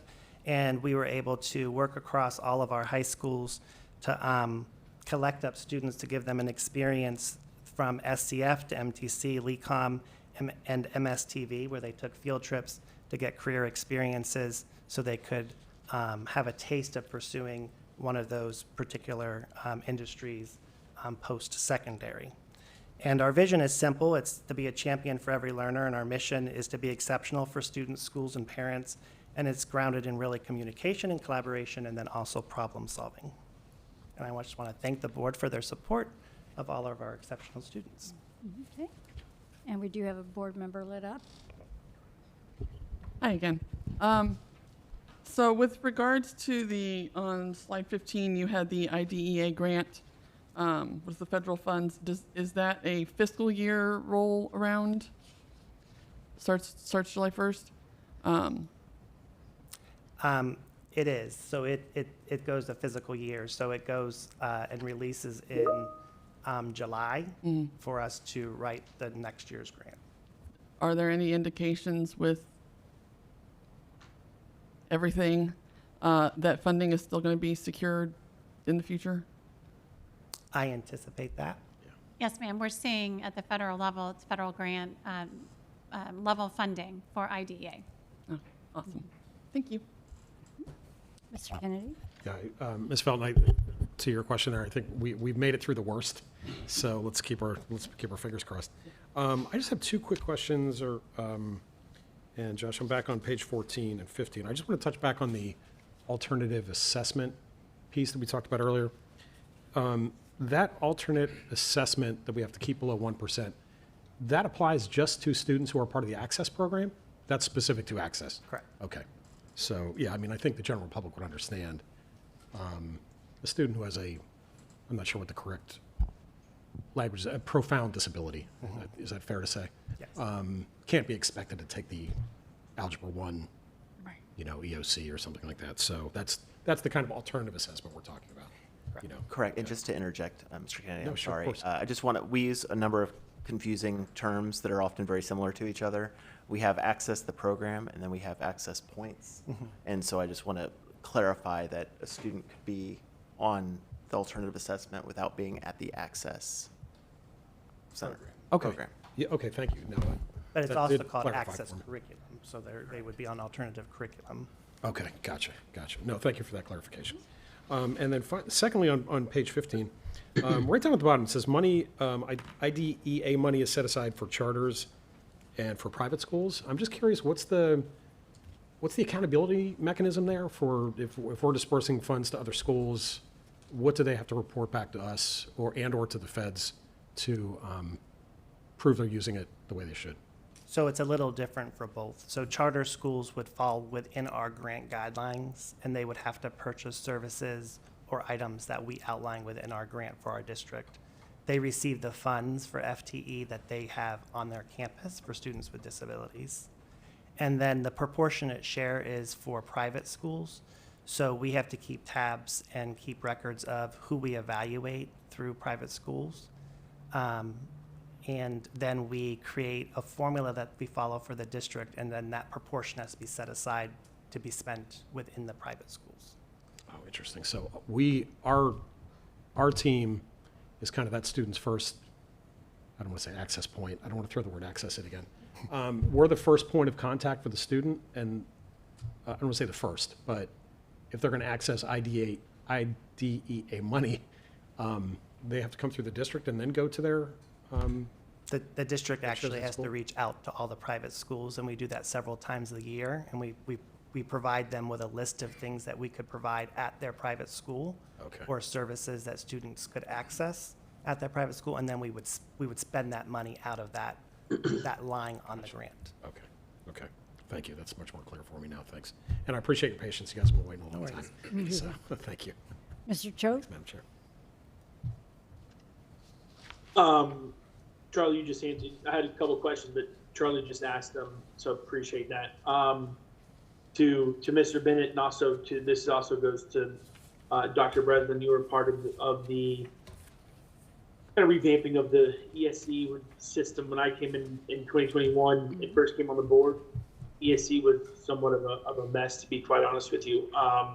And we've really turned that program around to help our students. Data shows that the increase in the proficiencies of what they do. So, Mr. Bennett, and to your whole staff and all the teachers out there that are ESC teachers, one of the, if not the hardest jobs in the school system, and just very appreciative of the hard work we've done as a district over the last 2 or 3 years to really turn our ESC program into something very special. So I just want to thank you personally. We appreciate that. Thank you. And I will say to my board members, that's one of the things that I advocated for when I was up in DC last month, was the IDEA grant and the title grants. So I didn't feel uneasy about us getting those funds at all. I felt more confident actually when I left. So I feel pretty good about that. Thank you so much for coming, and it takes a lot of time to pull all that data together, and I don't know if the superintendent would like to add something. Just my appreciation for this team. I know that our teachers who do this hard work day in, day out feel more supported. And if keep our teachers supported and happy, that shows in our students and their happiness and their learning. So the work you do is phenomenal, and I'm just very proud of you all, so thank you. Thank you, Superintendent. Yeah, it's a lot of kids for such a small team. It is. Yeah. Thank you so much. To all of you in the background there. You're not in the background, you just do phenomenal things, and I want to say thank you. Thank you. Okay, you're still up, Deputy Superintendent of Instructional. Derek? Thank you very much, Chair Spray. I slid over to the presenter's chair for you. All right. We'll quickly run through. As you remember at our last workshop, I had the pleasure of presenting some community feedback on school start times. And at the board's direction, we went back out to our community to ask some follow-up questions to them just on their perceptions around what some specific shifts to start times, how they would feel that would impact their family. And I'm here to present that data to you today. Okay. So that follow-up survey we sent out, we had more than 5,000 total responses, which represented more than 10,000 students in the district. So we had a really strong response, and you can kind of see the number of students represented on that bar below the survey numbers. So you can see great representation at every level. And we essentially asked a few questions about how they feel about specific start times. The primary question, the first question they encountered is this one, which was, if school times are shifted 15 minutes, the impact on your family would be, and then it was a Likert scale going from very negative to negative all the way to positive to very positive. And this was in response to the proposal of shifting all of those times 15 minutes later, so high school starting at 7:45 instead of 7:30. And you can see the results there. What percentage of respondents at each of those levels responded on at that particular level of impact. And then the net positive negative is just taking the total, adding up the positive and very positive and subtracting the negative and very negative and kind of omitting the about the same. And that kind of shows you the net impact at each level. So high school had a very small positive favorability by a few percentage points. And then you see elementary school had a much more negative favorability, and middle school had an even stronger negative favorability. The second question we asked was a open-ended question that was just about feedback. Do you have any additional feedback you would like to share on how that change would impact your student and your family? And then Mr. McCarthy kind of bundled them up by category, that open feedback, and he also kind of correlated them to whether they viewed this change as positive or negative. And so you can see the heat map of those responses are here. And by far the most people who expressed a negative response really were talking about the work schedule conflicts it would introduce and sports and extracurricular disruption. And you can see that by those bright gold cells. And then when you look at kind of the favorable responses, you see probably the most favorability clustered around impacts on sleep benefits and student health. So those are the more favorable ones, although the favorable ones weren't nearly as tightly correlated as some of our negative responses and the feedback we received. And then Mr. McCarthy, because he can't help himself, asked a question that was essentially giving them a spread of time, 60 minutes earlier to 60 minutes later, because he loves getting good data from our community. And he just asked, how would this impact your family's routines at these different time intervals? And they said, like, for each time interval, would it be more difficult, about the same, or would it make my life easier? And you can see essentially all of those have net negative favorabilities. The 15 minutes earlier and later changes being the least disruptive, but still having negative favorabilities. And then by the time you spread out an hour in either direction, there's a very strong negative perception in our respondents. So with that kind of, oh, I'm sorry. With that change to what we saw in the data, where high school was a little bit favorable, and then you saw middle and elementary with the stronger negative favorability. Mr. Clark took a look at what it would take just to shift high schools, and so we added those slides to the deck as well. Mr. Clark. Good evening. So on the left side, you have what our current high school start time is in current elementary. High school being 7:30, elementary being 8:25. There are 55 minutes in between. The PM, high school's in 2:25, elementaries end at 3:15. There are about 50 minutes in between. So our current on-time rates are on the right, highlighted within the 90s in the morning, high 90s in the mornings, high school's 99, and then you start to see the afternoon losing those 5 minutes in between the high school run and the middle school run starts to bug us a little bit, and we're at 69%. So the right side where it says proposed, if we were to move the high schools back 15 minutes, the team looked at it, Mr. Warrington and the team looked at, kept elementary the same, that would decrease the amount of time in between runs to 40 minutes in the morning and then 35 minutes in the afternoon, which would gravely hurt us with those start times. So they started playing around in the sandbox to see how we could counter that, and that's the bottom half of the page where it talks about we have the average cost of a school bus driver and a bus attendant and cost to run, $72,000 per bus. We project we'll need between 15 and 20 buses. We picked the midpoint, which would put us at about 1.2 million to add. We need to add those bus drivers to the morning run for high schools so that we can get to schools at a good time, appropriate time, just to make that. On the next page, we talked about like what traffic's like in the county. Well, the team went out just to look at a snapshot of what it looks like in the county. And this is used by Florida Department of Transportation. Use State Road 70 in Caruso there. You can see the first four are morning, so 6 a.m. on that road, they have about 600 cars on any given day, riding. 7 a.m., 1,500. 8 a.m., 2,500. And you can imagine that 7 to 7:30 is starting to pick up. Right around 8 is starting to reach its peak, and then starts to come down at 9 a.m. to 2,200. So with moving at high school time, we're pushing them more into the highest traffic times. If you look at that second part of that chart, we're starting afternoons, and this is what's interesting to me with seeing this, because I felt it driving around, but this shows it. Yeah. 2 p.m., 2,100 cars right there on State Road 70, Caruso. 3 p.m., 2,200.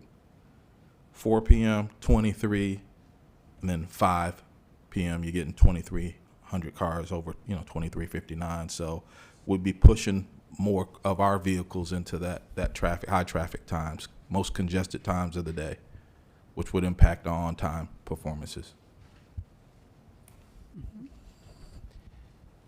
So the last slide I have for you is just a summary of where we've been and next steps. We had our March 31st workshop where we reviewed the start time compliance, community feedback, and learned about the SST1 form to the state. Obviously tonight we're looking at that follow-up results. Then we're proposing that on May 12th we bring the SST1 compliance report, because even with a shift in start times we would still need to submit that report to the state. And so we'd bring that with final school start time approval for the next year, as well as approval of that report for submission. And then I would submit that report to DOE by June 4th, which we're required to do by statute. Okay. Ms. Felton? Yeah, I feel that 5-minute traffic difference even when I'm coming in to here and coming over the bridge. And if I leave my house 5 minutes later, I'm sure I'm going to be late.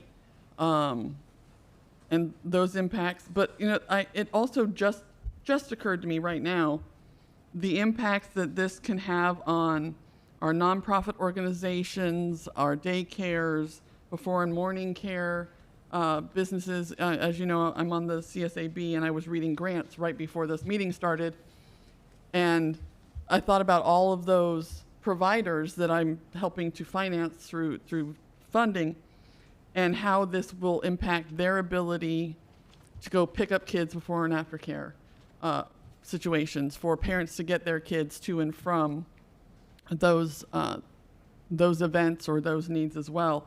So it wouldn't just affect the parents and the kids, it would also affect a lot of our community organizations as well. Okay.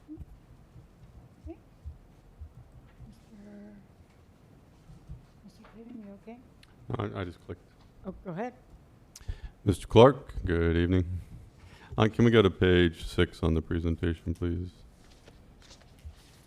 On the current on-time rates, I noticed on the top right there that the middle schools are not listed there. Is there a reason why they're not listed, or it's not relevant to the conversation, or what's the? Yes, sir. Just because we were focusing on the high school and that elementary, we thought we'd share that data with you, but I can get it.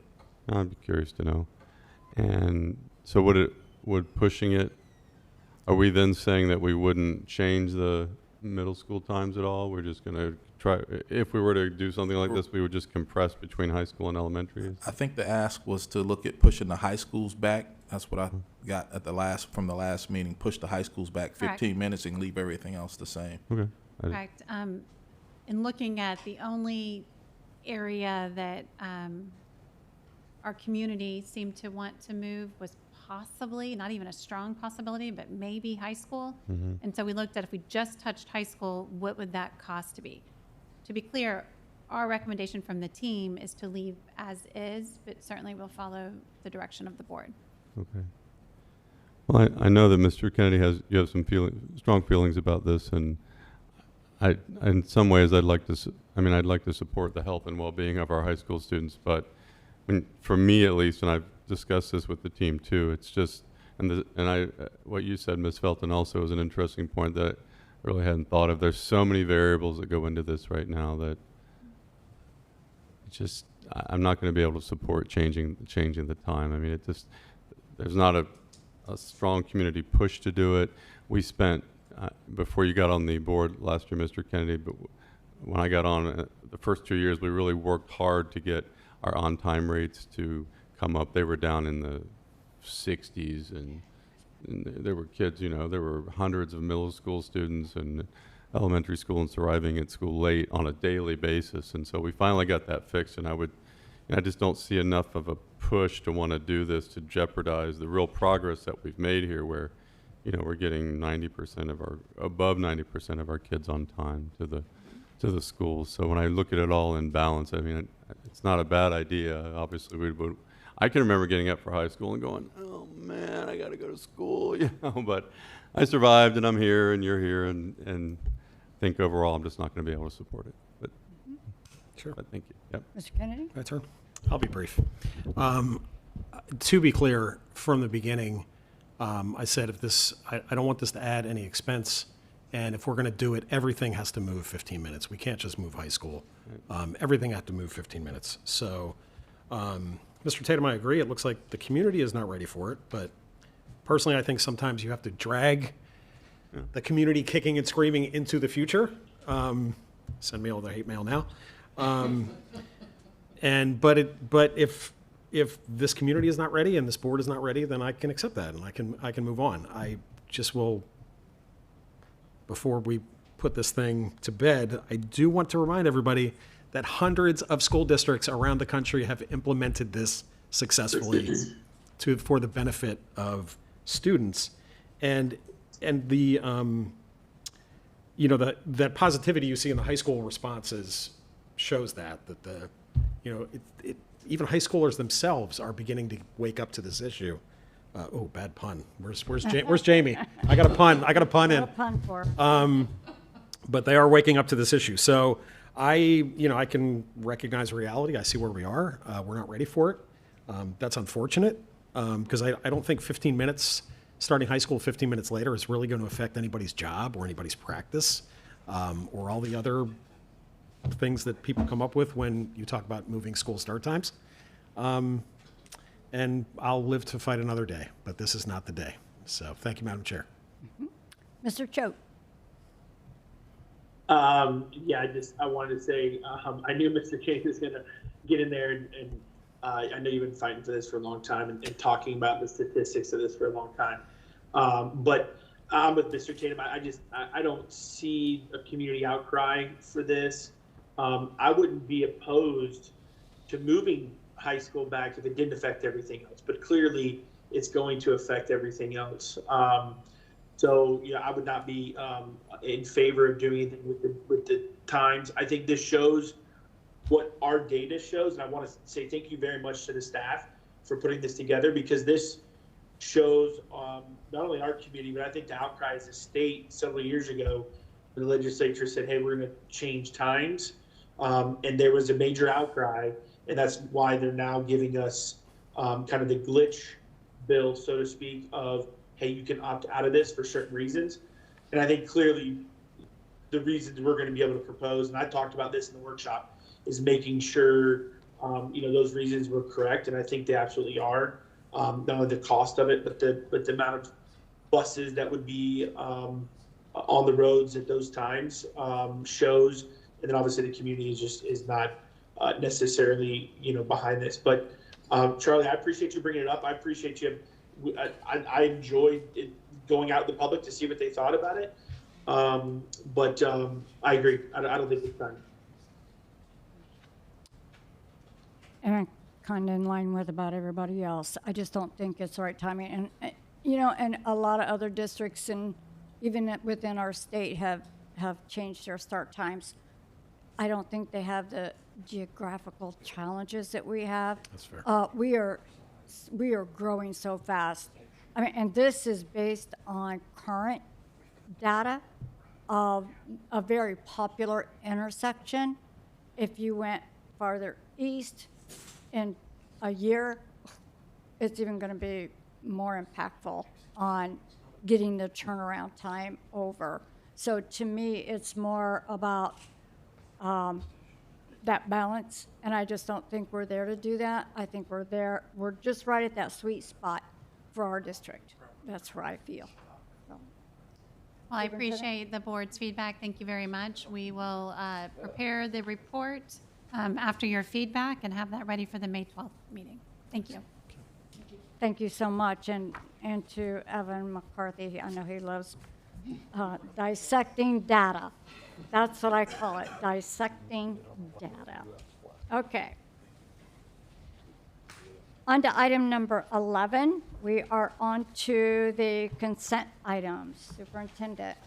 Madam Chair, thank you. The superintendent recommends approval of the consent agenda for the school board meeting, April 28, 2026. So moved. I will second. A motion by Mr. Kennedy and a second by Ms. Belton.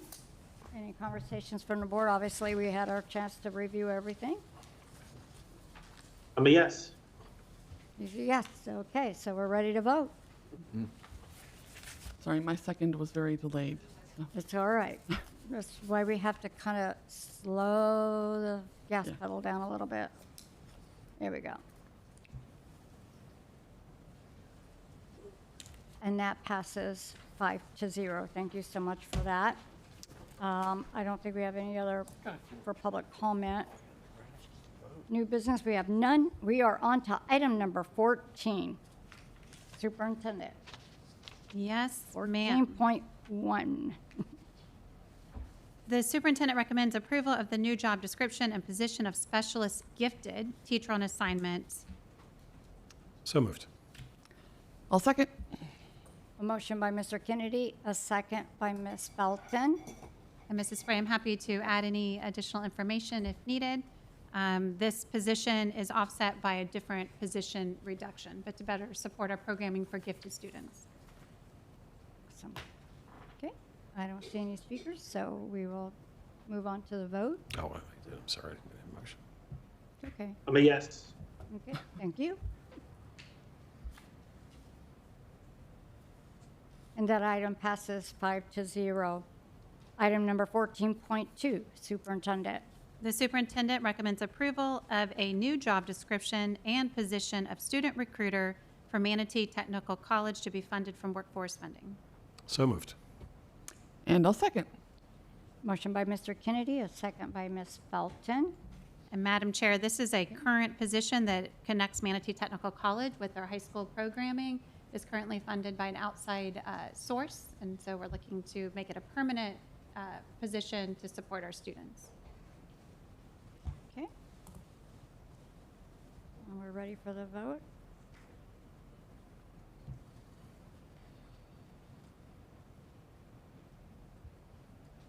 And we were, Mr. Choate? I'm a yes. Sorry, I can't. That's all hear right. you guys, but- It's all right. And that passes 5-0. Item number 14.3. The superintendent recommends approval of the new job description and position of data analyst. So moved. And I'll second. We have a theme going on here. Motion by Mr. Kennedy and a second by Ms. Felton. And board members, this position reports to Evan McCarthy. He traded in a lesser position. As you can see, we put a lot of work on Evan McCarthy, and so this will continue to help that process. And Mr. Choate, are you a yes on that? Yes, Madam Chair, I am. Okay. And that passes 5-0. Item number 14.4, Superintendent. The superintendent recommends reclassification of the job description and position of lead guardian to security manager. I will go ahead and move that one. Second. We have a motion by Ms. Felton and a second by Mr. Kennedy. And board members, we have 4 lead guardians. This is to increase their level of pay to match what their job duties are, and they oversee 21 guardians apiece. And just so the public knows, all of these job descriptions are the ones that we're bringing forth for this year. There won't be any additional ones for the board to consider for this year. Okay. Mr. Choate, are you in favor of this item? I am, yes.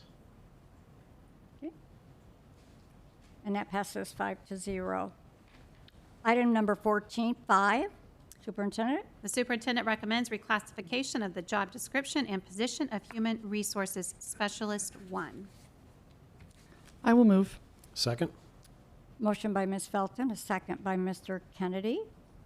And board members, this position aligns the job duties to the going rate and compensation that accompanies this level of position. Okay. I'm a yes, Madam Chair. Okay, I was just going to ask you. Okay. And that passes 5-0. Item number 14.6. The superintendent recommends reclassification of the job descriptions and positions in the finance department. So moved. Second. Motion by Mr. Kennedy, a second by Ms. Felton. Superintendent? Yes, this is for two positions, but for 3 people, and again, to be able to retain into those positions to match industry standards. Okay. Mr. Choate, are you affirmative here? I'm a yes, Madam Chair. Okay. And that item passes 5-0. On to item number 14.7. The superintendent recommends reclassification of the job descriptions and positions in the Department of Maintenance and Operations. So moved. I'll second. Motion by Mr. Kennedy, a second by Ms. Felton. Superintendent? And board members, these job descriptions go along with those who supervise the positions that just received additional funding through the ratification of the ASME agreement. Okay. Mr. I'm a Chair? yes, Madam. Thank you. And that item passes 5-0. Item number 14.8. Yes, ma'am. The superintendent recommends reclassification of the job descriptions and positions in the Department of School Bus Transportation. So moved. And I'll second. I have a motion by Mr. Kennedy, a second by Ms. Felton. Superintendent, want to expand anything there? Yes, board members, same sort of scenario, raising the positions to match the expectations of the job. Okay. Mr. Choate, are you affirmative on that? I am a yes. Okay. And that passes 5-0. 14.9. Yes, ma'am. Board members, the superintendent recommends approval of the shared facilities agreement with Manatee Sheriff's Office and the Police Athletic League of Manatee County. I will move for discussion. Okay, we got. I'll second. Okay, we have a motion. Hold on one moment, Ms. Felton. We have before we do discussion, we have a motion by Mr. Choate, I think I heard. He seconded. He seconded. Motion second.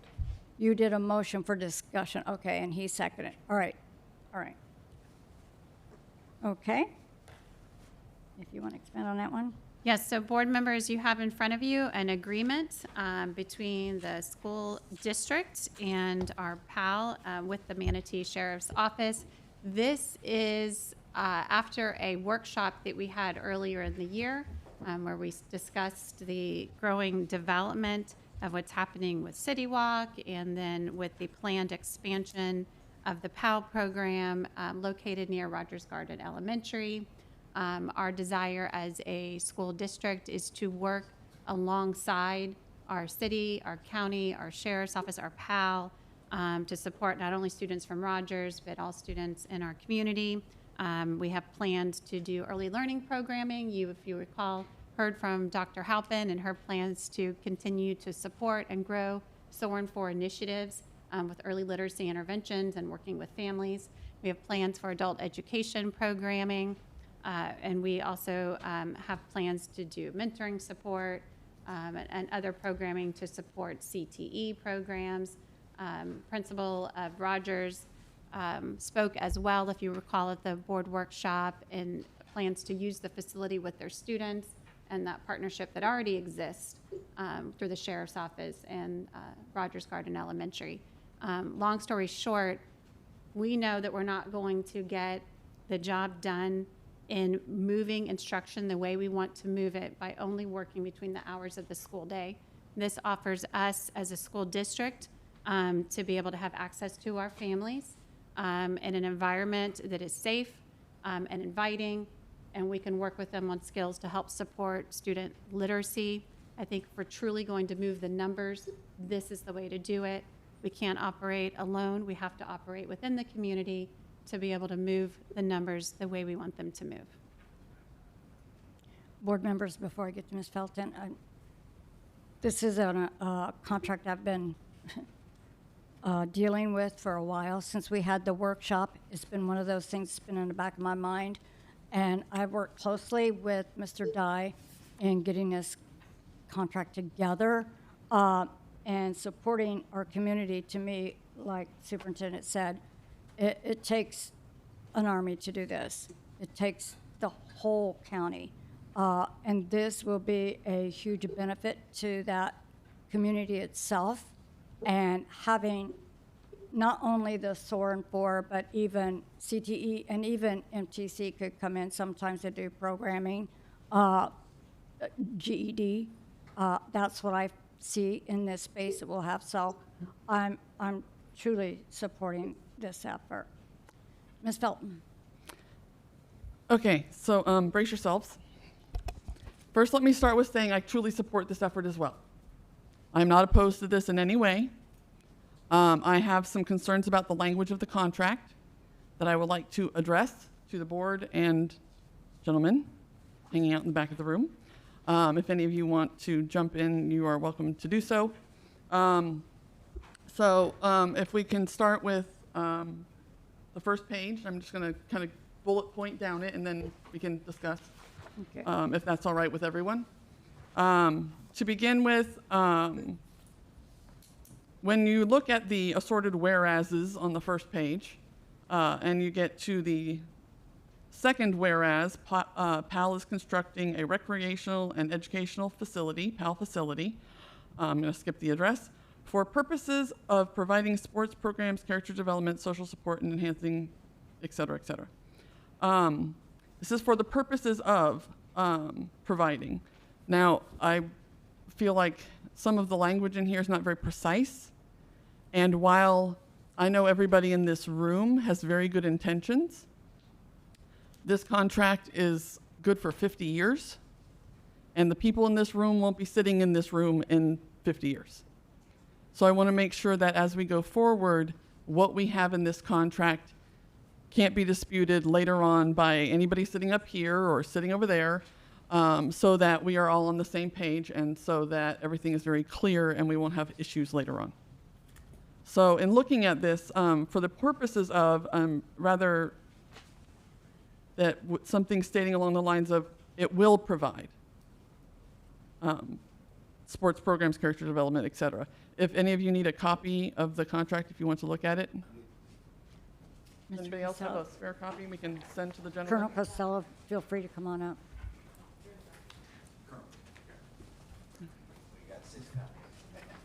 Okay, copies floating everywhere. Yeah. Yes, come on up. I say if you needed another one, if anybody else. So there's that thing, and I'm just going to hit the front page real quick. The second whereas, either of these would be effective. PAL provides sports and recreational facilities for school-age residents.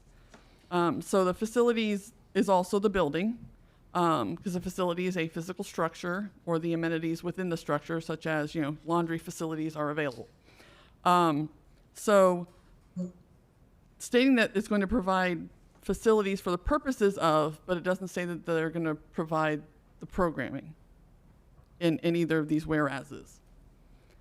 So I want to make sure that we can firm that up. So it does say that PAL will be providing the sports programs and things and all the wonderful things that PAL actually does.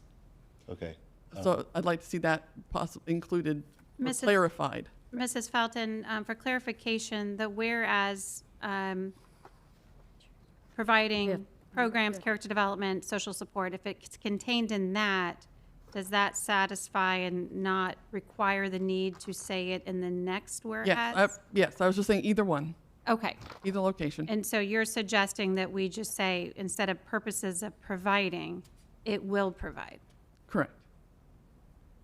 And That's my suggestion. And so then my question would be, are we able to make, Madam Chair, changes here?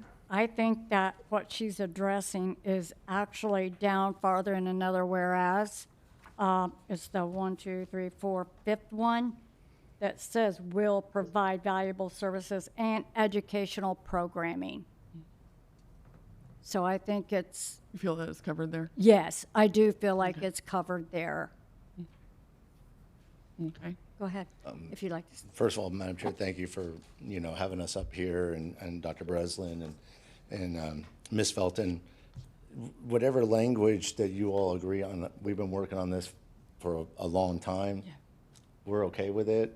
So whatever you think is best for the board. We've been going back and forth for a long time with this. So if you all are good, if we can make changes now, I think PAL's okay with it. Okay. And then the other one on the front page, whereas the school board wishes to provide academic programs. The word wishes to me is not very much legalese in terms of a government contract. I would like something more firm, because wishes, I think of rainbows and unicorns and fairy tales. So something along the lines of will provide or shall provide, can provide, however, something that is firm in its description. In terms of wishes. I think the thing here is her recommendations, whatever you all vote on as the board, if we need to go back and look at the contract again, how do you want to handle it? I don't know how many changes is going to be tonight. We have, I've dissected this thing every which way. You can ask Mr. Dye. First of all, this is what was advertised. I don't know how much interaction that you had with Mr. Dye once I had him send this to all of the board members. Yeah, I spoke with him for about 45 minutes. Okay. I don't first of all, this is what was advertised. I don't think this environment is the place where we make those changes and then re-advertise. I think there's, maybe a word here or there, a word there isn't going to break the deal for me. Wishes, to me, the board wishes to provide.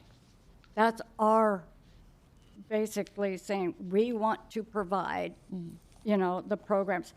And again, if you go back farther down into the document, it clearly states the intent from PAL and intent from us to have educational space.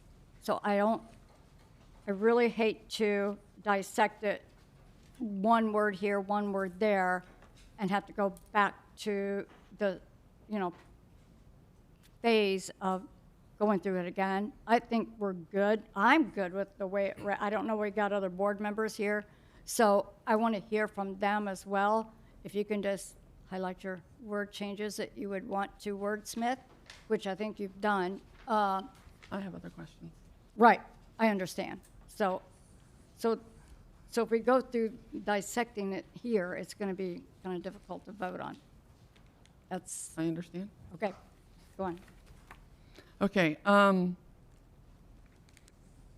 again, this is a clarification in section 4 on page 3. Educational facilities shall initially be defined as early learning programs and adult career programs. The facilities are a building. So anyway, section 6, I have questions on this one. So that PAL shall add a school board member to their board. That's great. I really appreciate that idea. I was wondering when will that go into effect? Is that effect upon signing? Is that effect upon completion of the building? Has there been discussion on that? There hasn't been a discussion, but just like any board members, we can give you the application, put in what our standards are, and whoever you all decide that want to be part of the board, we'd love to have you. So I would recommend for our board that we do it in November at our regular meeting when we do all of our reappointing. And then that's the meat of that part. And I also wanted to make sure that the building will follow all of the educational facility limitations that are required of a school building. Even if somebody has a reception there to celebrate something for PAL, there's no alcohol, no smoking, no vaping, no firearms unless carried by a uniformed LEO. All of those things would be in place. We don't ever have that. Just double checking. Yeah, no, I want to make sure. We don't have it. And further contract language or agreement once the building is going to be designed and completed, is there a preparation for that with regards to delineating areas of occupation once the design is complete and all of that is kind of set? Explain that again. Is it in here, or is there somewhere I can look at, or you are asking No, me? it's not in there. Okay, so what are you asking again? I'm sorry. So once the design is complete, okay, and the district and PAL have finished working out what it's going to look like, who's going to use what areas, is there going to be an agreement stating that information for future boards and Pell people? Well, this is the agreement. It's whatever you all design is going to be for you all. So I don't know, do you want to do another agreement in there, or I don't know what the question is. Maybe perhaps if the board wishes, once it's designed, we could bring it back at a board workshop and just to share, here's what the final design is. This is when they're going to break ground and update the public and the board in that manner. Does that sound Okay. good? Yeah. Okay. And then last thing that I have, how many children are currently participating in Pell? So right now, we have roughly 500 kids. So we used to have a lot more, about 1,000, until Team Success basically kicked us out. Yeah. So we lost some programs like tackle football, and that we want to get back. And there's some other things. So we went to flag football. We lost a lot of our baseball program. So we had a lot of kids, but they went different places because we don't have a home right now. But obviously, when we get this thing built, everybody's going to want to be a part of this. And has enrollment over the last several years been steady, increasing? It's been a little bit down because we don't have a place yet. That's why we're trying so hard to build this. I was just wondering because, and again, I am not opposed to this. I feel like there might be concerns that I want to say no, and I don't want to say no. I just want to make sure that everything is clear for future. Having worked in enough industries where somebody was not there when the decisions were made and the agreements were made, and then come in and try and say, well, I wasn't there and this isn't specific in this document, and trying to create issues, I just don't want that to happen in the future, because 50 years is a long time. We don't either, because we don't want to get kicked out again. Exactly. So obviously, we want this to be the same yeah. way. And I know we're saying 50 years, but it's not like we're going to end the partnership in 50 years. That's not, I mean, obviously, we're not going to be around, but Yeah. this partnership's going to grow because it's going to Exactly. change so many people's lives. Exactly. So. And so I just want to make sure that all of us are comfortable for the foreseeable and however long future. Yep. So yeah, that was it for me. I would just like a little clarification on the language, and to make sure that everything is just very clear, that there isn't any question as we go forward. Totally understand. We've been working on this for months. I'm right there with you. Yeah. And to Ms. Bray's point, we got it on Friday, so I wasn't able to provide feedback prior to Friday. Otherwise, I wouldn't have brought it here today. I would have sent it to Mr. Dye and let him deal with it. But as today is the day that it's here, this is my only opportunity to bring it to the board and to bring it to you. I appreciate your comments. Yep. Whatever y'all need, that's why we're all here. So, hopefully that the vote goes, the way we want it to go. Mr. Kennedy. My turn? Okay. Yeah, first, I want to thank everybody who's here. I appreciate you all showing up. Sheriff Wells, thanks for being here. I know you got a lot going on in your department, but you took some time to join us tonight, so thank you.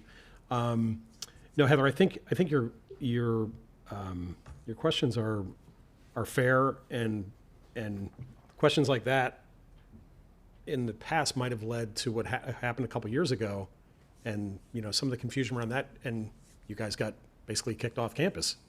And so questions like that and that seeking clarity could make sure we don't run into another situation like that down the road. But that said, I mean, I fully support what we have here. I know, Mr. Dye has been a very hardworking advocate for our interests, and there's been a lot of back and forth with Attorney Reynolds and the other attorneys that have been working on this. So this is the finished product of a lot of work of a lot of people, and. But outside the legal work, I just want to take a minute to recognize like the real world effect of this contract and this partnership, because I think I said this last time you guys were here, that this is just a really exciting partnership between agencies to bring benefit to a neighborhood in central Bradenton, which you guys have been serving for a long time, that really could use an economic shot in the arm. And this entire complex, not just our shared property on this parcel, but Lecom Stadium, what the city of Bradenton is doing. There's just a lot of positive activity happening, and I'm personally just really happy that the school board can be a part of it. And this is like the best of what we do. We build things for future generations that will continue to pay these dividends. So, Pat, I forgot your rank. Colonel. Colonel. I'm sorry. I want when you to call you. I didn't want to call you Pat. It's okay. You can call me Pat. It's fine. It's Colonel fine. Casella, thank you for being here tonight. No problem. It's fine. I didn't want to call you like general or No, it's all good. As long as you get the sheriff right, that's all. So right. So, and I know you've been so, you yourself have been so personally invested in this process, and this is the end of a long road, and it's kind of the start of an even longer one that's going to benefit our kids and our community, not just in Central Bradenton, but really kids from all over and families from all over come benefit from the things that are going to be offered there. So, you were something you just said earlier took me back to Field of Dreams, like. Hey, we lost a lot of kids, and now we're down to 500. But if you build it, they will come. That's right. So I'm looking forward to getting ground broken and getting open and spending a lot of time there. Thank you so much. Thank you guys. Thank you very much. Thank you, Mr. Kennedy. Mr. Tatum? So, Ms. Felton, I agree with you in the sense that I would like this contract to be, the best that it can be, being that it's a human endeavor. It will never be perfect, though. Mr. Dye, you reviewed this, and you feel it's legally sufficient. Is that correct? I mean, you wouldn't have put it before. You didn't think it was legally sufficient for what we're trying to accomplish. Yes, I can say it's legally sufficient. Okay. Mr. Penley, did you review it? I did. Okay. And that's a legal term I'm trying to throw out that maybe I saw in Law and Order or something, but it meets our needs, right? Or it meets the party's intention to reach a meeting of the minds, which is what a contract is supposed to be. Okay. I think that this adequately expresses the party's intentions. Okay. So I did listen closely to what your concerns were, Ms. Felton. There's that phrase out there that we probably should never let perfect be the enemy of the good. And so I listened to what your concerns were, and I didn't see anything in the language that made me really concerned to the point where after all the work that's happened, I wouldn't want to go forward with this tonight. And I think that the language is good enough. It may not be perfect, but it's good enough to move forward, and based on all the work that's been done. So I will vote for the motion to approve this contract tonight. Thank you. Mr. Choate is joining us on your screen. Thanks. Yeah, Mr. Kennedy pretty much just said it exactly what I was going to say. This has been something probably for a couple years now, vision from the mayor and the city and what they're doing at City Park, and the sheriff coming in and saying this would be a phenomenal place to put PAL, and Charlie said it. We're going to change generations here. There's no question about it. And to Ms. Felton's point and Mr. Tatum, you kind of hit what I said. I don't think there's anything here. Obviously, our attorneys, their attorneys have looked at it. If they feel like it's legally sufficient in the language, I don't think there needs to be any change. I will say, though, to Ms. Felton's the sentiment of what she's saying, you rewind, go back to 2000, where some things were done with the old Bradenton middle school that was PAL and the different hands and the change in the charters, etc. There wasn't an ironclad deal like what is in front of us. I know it's been worked on for months and probably even close to a year. So I'm excited to see this finally go forward. I'm very excited to get, and I know the sheriff and I know Colonel Casella has talked about this as well, getting Dr. Halpin and her team involved in the process, the design, what the space they need to do what we want to do there. So now you're looking at from an early learning standpoint, which I know all of us are, that's extremely high on our priority list. With obviously what we have, the SOAR lab at Harlee, soon to be Tillman later, and now this one in Central Bradenton. You've got South, Central, and north of the river, all in that central corridor, going to have early learning opportunities for families that they've never had. And so I'm extremely excited to see this partnership finally go through. I'm a resounding yes for this, and look forward to building this partnership and the program we're going to do here at PAL. Okay, thank you for that, Mr. Choate. I have 7 versions here that I have been going through with Mr. Dye since we kind of started the contract process. And as far as design, I know Ms. Felton said something about that. It's in section 4 that we will co-design. So with Ms. Superintendent saying that we'll have another workshop on what the design is going to look like. Personally, I was the one that said I think we need to have a board member on this PAL board, and we'll go through that process. And I'd like to have that board member seated as they go through the design process. When they start that design process, I certainly hope that it's not going to be a year from now. I think it's already, we saw the concept already. So I think that that'll be a good thing. That was one of the things that I added to this contract that was well received by everybody involved, even our attorney. So I don't see any reason to modify any, you could put any kind of word in there and somebody might think of a different one to put in. It's kind of one of those lawyer terms. So I'm good with the way it's written. That's the, what I would say to the board is to vote on the contract as written to move it forward. And I also want to thank everybody that I've worked with over the past few months to even get this to the finish line. Can I? Been a headache and a pleasure. Can I say something real quick? Certainly. I just want to make sure that it wasn't just me. I mean, obviously Carl and Bruce and, obviously the sheriff is here.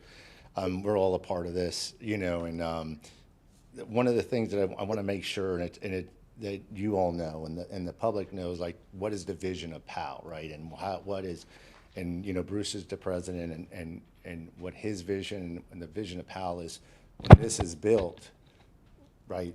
We want to be able to, if the kids, they're going to show their report card, right? Because that's what's important, right? Is education, right? Because that's what's going to bring you further in life, not your athletic ability.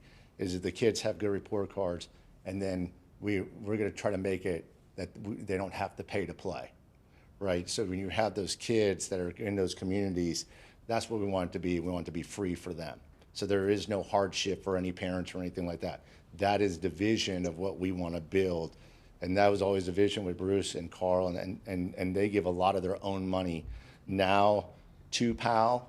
And obviously the sheriff's, father, was, created this. So I just want to make sure that you all understand is that the education part is so important to PAL, and we just want to make sure that that's the vision, is that no one ever has to pay if you have the grades and you're in that community, that they're going to be free. And that's what we're going to strive to do. So I want to make sure that you all knew that. Thank you so much. Okay. Go So I ahead. think the recommendation is on the floor, and so Right. Yeah, we got a I'll leave motion it and to a you all. Mr. Dye has a comment. Thank you, Chair, board members. Former teacher, Mr. Kennedy, reviewed the contract and caught a typo that I should point out that's really just a Scrivener's matter. Section 2.01, where it says the school board shall have first priority use of the school board dedicated space. It actually says priority. So we will correct that if the board is so willing. I thought maybe we were starting a monastery over in. Priority is an actual word, so the spell check did not catch it, but Mr. Kennedy did. Good job. Well, since we're playing English teacher here, the fifth whereas in the last line, PAL is not capitalized. All the letters are not capitalized, whereas in the rest of the document it is. See where it's a big P and a small AL. Yep. So. Mechanical errors are okay to change. You guys are the experts. I actually caught some, I think the word facility was spelt wrong on was good on one page, but it was wrong on another page. So you just never know what you're going to find. So, board members, motion's on the floor with a second. So if go ahead and put up for the vote. Mr. I'm a yes. Mr. Choate is a yes, So yes. and that passes 5-0. On behalf of PAL, thank you all very much. Thank you Appreciate all. it. Thank you you all. Thank you, very gentlemen, much. for being here. Thank you. Appreciate it. Thank you, very Sheriff. Looking forward to it. Yep. Okay, that takes us to item number 15.1. Obviously, we went through a lot of items for naming this new school. We talked about all of the numbers that came back with recommendations, and we made the choice not to go out to the public again and go with Rangeland. So we're ready to vote on Rangeland High School as the former AAA. How's that? So I'm looking for a motion to approve that naming of the school. I will move to approve the naming of the school as Rangeland High School. I'll second. And Ms. Belton is the motion, and Mr. Kennedy is the second. Mr. Choate, how do you vote? Is there any? I'm a yes. Any other discussion? I think we've probably worked this quite extensively. Okay. Madam Chair, I'd just like to congratulate on the board on what probably the world record for fastest or least amount of time spent as a board. We just took our community input and, here we are. And went with it. It's just going with our community input. So Yep. can't wait to see it open. Madam Superintendent, just as a reminder to the community, the high school is going to open in August of August of 2027, 27. Yeah. possibly named, depending on the vote, Rangeland High School will open for grades 9 and 10. It's already got 3. I think we're okay. Just making sure. So how many total, is it 2,000 or 2,200 total students? So- When it's eventually complete? So when it's complete, remind me, Mr. Clark, I think it is 2,400 when Is it it's fully 2,400? complete. Okay. Yes, sir. And then we'll add, so 27, it'll be 9, 10, 28, we'll add 11, 29, we'll add We'll 12. roll up a grade level each year, absolutely, and we'll rely on our community input once again, and even students who will be potential students of this high school to help us in the mascot and those features as we move forward. So lots of excitement still to be had with this coming school. Including the mascot. Absolutely, that I yes, keep ma'am. advocating for. Including the mascot. Mr. Tatum, I just need you to vote. Oh, I was running my mouth and. That's quite all right. All right. Just asking good questions. All right. Mhm. And that passes 5-0. Yay. Yay, new school name. Okay, and then we have some informational only that we can get online. We are now to item number 18, instructional update, Deputy Superintendent of Instruction, Mr. Jensen. Thank you very much and good evening. Board members and community members, our state testing began this week for our K-2 students in reading. And of course, throughout the month of May, we're going to be launching into full-scale FAST and EOC testing. So next week, on the week of the 4th, most of our schools will be doing reading testing for all grade levels, as well as civics and history. That civics and history will continue the following week, as well as science and 8th grade science, 5th grade science, and biology that week of the 11th. We'll also start our K-2 math that week. And then finally, the week of the 18th of May, we'll have our grades K-8 and algebra and geometry math testing happening as well. So just a reminder to our students and families, get a good night's rest, eat a healthy breakfast at home or at school, try your best and persevere. We believe in you. Your teachers have poured into you all year, and we know you're going to excel in the month of May on these end-of-year tests. The last day for seniors is May 8th, with graduations beginning May 18th. End-of-the-year concerts and award ceremonies are also going to be happening over the next few weeks. ACE exams have begun, and AP exams begin next week. And then those graduations, like I said, start the week of the 18th with Lakewood Ranch, and they run all the way through May 23rd, where on the 23rd we have Southeast and Manatee graduating. So we have a graduation a day for the entire week, Monday through Saturday. It will be a really exciting and exhausting week. Then As many of you are aware, on April 16th, we celebrated the Migrant Awards ceremony, celebrating our 24 migrant students that will be graduating high school this year. It was truly a celebration as our students were awarded more than $20,000 in scholarship money, and several students were also awarded Take Stock in Children scholarships as well. We have some wonderful elementary STEM minds competing currently this week in St. Louis, Missouri. We have 3 elementary teams there representing Manatee County at Vex Worlds. We have the Thunderbolts from McNeil Elementary. We have the Sesame Squad from Willis Elementary, and we have the Whiteout Geckos from Willis as well. So congratulations and good luck to those students at Vex Worlds. And then in VPK updates, all of our, this is really exciting news. Board members, you've all been to the SOAR Lab, many of you multiple times, and seen the amazing things happening there. All of our district VPK classrooms, you know how many of them we have throughout the district, they've all participated in a field trip to the SOAR Lab this year. So they've been able to get meaningful hands-on learning experiences.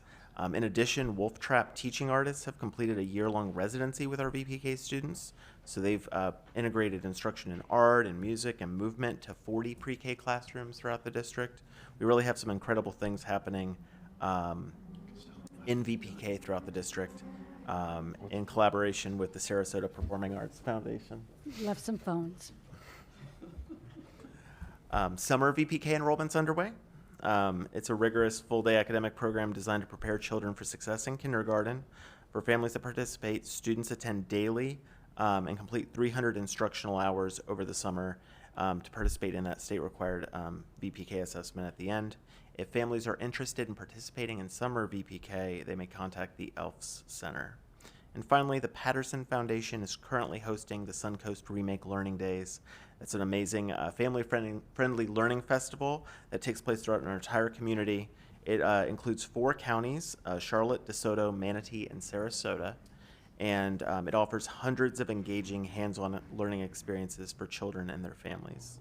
All events are free and open to the public. Our own SOAR and 4 program is hosting 4 events, and many of our schools are offering events as well. And all community members can see the events guide at the grade level reading Suncoast website. Thank you very much. Very well. Thank you so much. Operations, Mr. Clerk. Good evening, Madam Chair, Vice Chair, Board members, Dr. Breslin. I'll start off with the HR update. We had an operations job fair on April 16th. Well attended, had 40 attendees. You know, we're at the end of the year, so we'll pick back up. Offered a couple custodians, had some food service workers, and then lining some transportation workers up for the next year. We had our Super Bowl of teacher para job fairs this past weekend at MTC. We had well over 400 attendees, lots of job offers, and more to come because we collected a lot of resumes. There were 568 people registered to show. We actually had 412 attendees. Job offers, 81, 7 paras. Very exciting. So, and getting around and talking to the principals and the hiring teams, they said there was a lot of good talent there. So that they were excited. As good as I've heard in years. Next up, food and nutrition services update. Yes, ma'am. The school district of Manatee County's Food and Nutrition Services team was awarded the Florida Department of Agriculture's Consumer Services White Glove Award a couple weeks back. The White Glove Award recognizes excellence in meal service, cleanliness, and maintaining high standards in food service, food safety, and cafeteria presentation. So that was pretty neat. Mrs. Toma attended and her team. Nice picture there. And then as far as transportation, we had 3 bus drivers attend the Florida Association of Pupil Transportation Safety Skills Competition on April 11th. We had 3 bus drivers that placed. They are Edison Laura, Beverly Baxter, and Horalicia Preche, 4th, 5th, and 7th place finishes. So that was a good showing from our county. And then today is School Bus Driver Appreciation Day. So that's where we recognized our hardworking staff for making sure we get our kiddos to school safely and on time. I was able to visit the transportation, and Chair Spray was there this afternoon, and had a fish fry, and the staff was really appreciative of that. So we're really excited about what's happening in transportation. Thank you. Thank you so much. Legal. Legal yields its time to the superintendent. It's Thank late. you, legal. It's late. Okay, Superintendent. Yes, ma'am. Board members, I thank both of these gentlemen for their update. Although they said it very calmly, I think what it illustrates with all these exciting updates is that there is a ton of momentum here in Manatee County. It's very exciting to see. I cannot wait for the graduations that begin the week of May 18th. It's such a meaningful milestone for an entire community when we celebrate our graduates. And I might be the only one that's excited about testing, but I very much am excited about testing because our students and teachers have worked so hard, and I truly think they're going to go in and shine through our testing time period. For the public and board members, thank you for supporting the consent agenda. The consent agenda reflects a lot of routine operations that support our school staff and students. Notable items include our dual enrollment agreements that total about $950,000, monies to purchase things like furniture, aquatic services and grounds equipment, so all of those things that need to exist for our district to function. We see continued investments in our facilities and hearing board feedback. That's becoming something that we are really focused on. And then we had our food contract, $17.5 million total dollars over multiple years to support student nutrition, and the district has chosen through a competitive process to go with Cisco. Also want to thank the Manatee Education Foundation and Mr. Bill Galvano for another successful fundraising event through the Golf Classic.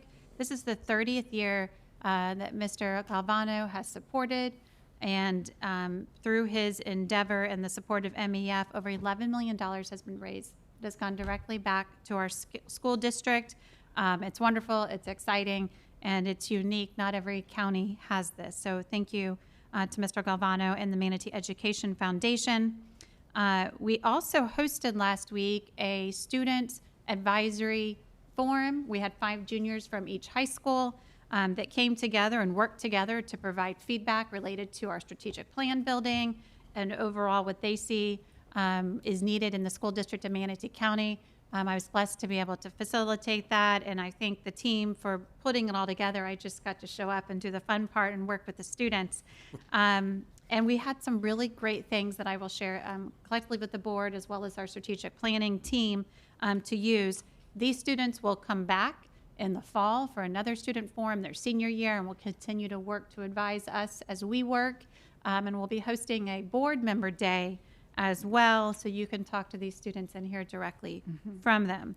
A couple notable things. Students shared that learning is most meaningful when it connects to real life and real world problems. And so that emphasizes work that we're working on to make that real world connection, workforce development, financial literacy, all of those things.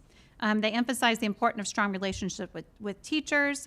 They said, quote, teachers' mentorship and individual care helps with preparation. Students also expressed a need for stronger support in college and career planning, with one student sharing, we need more guidance on how to apply to colleges, not just surface level. The message was very clear to district leaders. There are many of us in the room. We need to continue to listen and ensure student voice remains part of how we move forward. And so we'll continue to do that. And then I just thank the board for your support of this evening and the ongoing support. It seems like I have been in my role for many years. We're finishing around 7 months. I look forward to meeting with y'all individually in the next week to hearing more about how I can prepare for my evaluation, and just thank you for that time. Thank you, Superintendent. Okay, board members, we're going to have Mr. Choate go first since he's far away. And then we'll go with Felton, Kennedy, Tatum, and myself. Mr. Choate, you still there? He is. Yes, ma'am. Thank you, Madam Chair. I'll be real brief since, yeah, I am in Dallas. And but thank you to the staff putting the teams together and then also not only the staff, but also to you board members. When someone's away on team, sometimes it can be a little bit of a headache, and I'm delayed, things like that. So appreciate your patience tonight. But good luck to the students moving on to their tests. Thank you, board members, for this evening. Great stuff, and we'll see you all later. I appreciate it. Thank you. Ms. Felton? Okay. As you know, I've been working on trying to hit as many of the schools as possible. I am wrapping up my formal visits because it's testing season, and I don't want to do that to the schools, having to escort us around while they're trying to get through testing. But so far this year, I have visited 33 district schools, 4 charter schools, and the jail as well. And it has been for an interesting year, getting to know some of the principals, see schools I've never seen before. Always great to see kids, always. So that's been a really interesting year so far. I will wrap everybody up next school year. So if I haven't gotten to your school yet, I will be there next year. I was able to attend the job fair. It was amazing. At 8:30, people were already lining up, and the doors didn't open until 9. One of the staff said that it looked like Disney World because there's so many people standing outside waiting to get in the morning. And I was able to walk around and talk to teachers and who were applying, and to talk to the different schools and the level of talent they said they were seeing. Some incredible teachers. There was obviously a large showing of teachers moving from out of town, from teachers from Sarasota and Hillsborough County, as well as our local teachers as well. And I met a very lovely young woman who is just out of college and is very excited to become an elementary school teacher. She really wants kindergarten, but of course she'll take what she can find. And it was really a great couple of hours to be there and interact and watch everything as it was going on. So a job well done to staff. I mean, they had that running like a well-oiled machine. Everybody came in, they had a place to scan to make sure they were registered, to go around.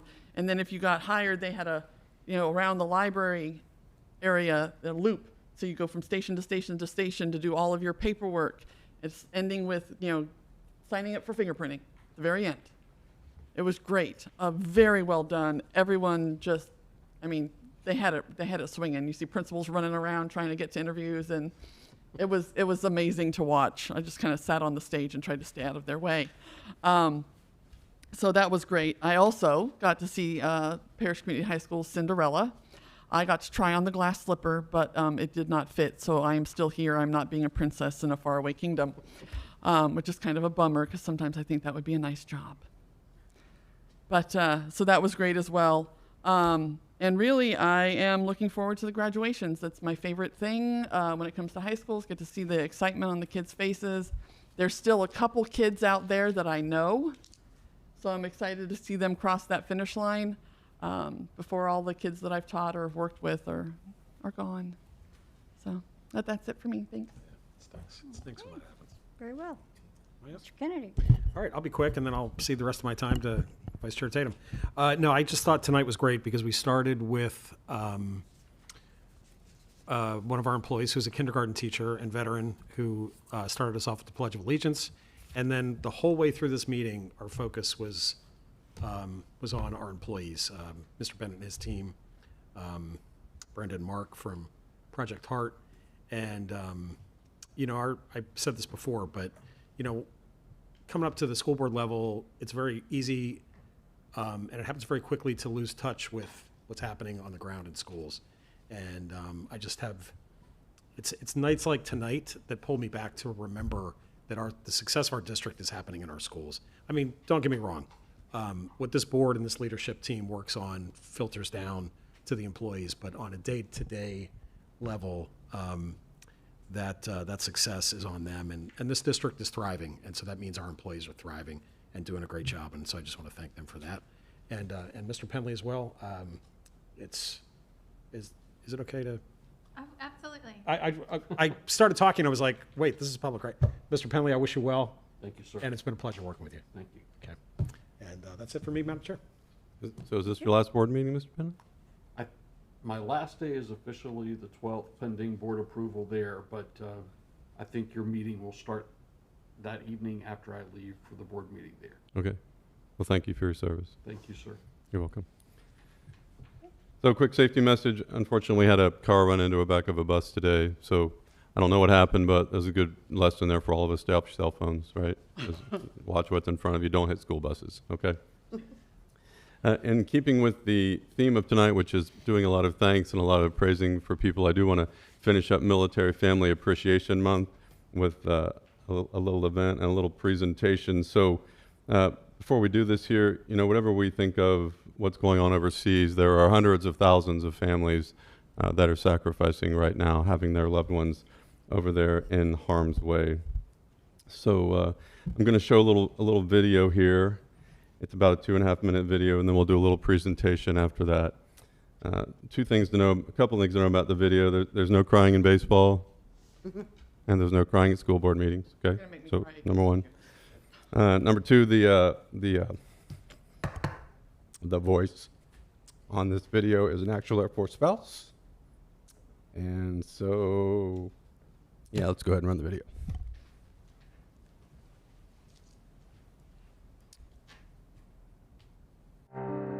We fell in love with airmen. And then we went and married the Air Force. We must have been out of our minds. You are not normal people. Never have been. But then again, neither are we. Maybe that's how we found each other. Being an Air Force family is a sacrifice we share together. We have been through wars with you. We have been through marriages with you. And we're still here. We will move our families at a moment's notice. We will cope with the loneliness. We will accept the uncertainty, and we will be strong for you, for us. We will be single parents while you're deployed. We'll be single parents when you're home, because sometimes when you're home, you're not really home, and we know that and we love you, but it is not easy. Do we love this country as much as you? We have volunteered to have our world shattered and our hearts broken. Because we believe in the things you believe in, we are willing to sacrifice something we cherish more than our own lives. Your life. We live in the extremes, the highest highs, the lowest lows. We laugh more, we yell more, we feel more. And if we sometimes don't show it, well, we're not normal people, remember? We're an Air Force family.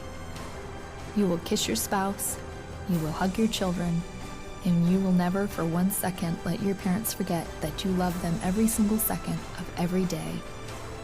Because just like every Air Force family there's ever been, we love you.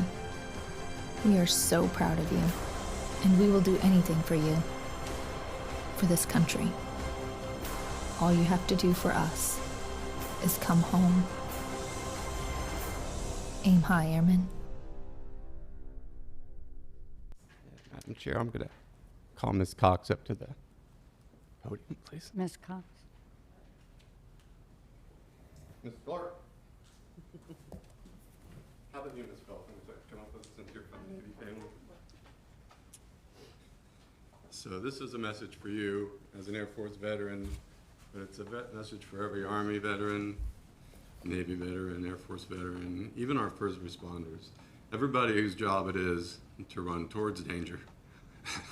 When the rest of us are running away from it. I'll remind everybody that Laura Cox is a former Staff Sergeant, United States Air Force, and her job actually was to run towards danger. She was an explosive ordnance disposal person. So whenever there was a bomb threat, all the rest of us were, run away, run away! And Laura Cox would pick up her equipment and run towards it.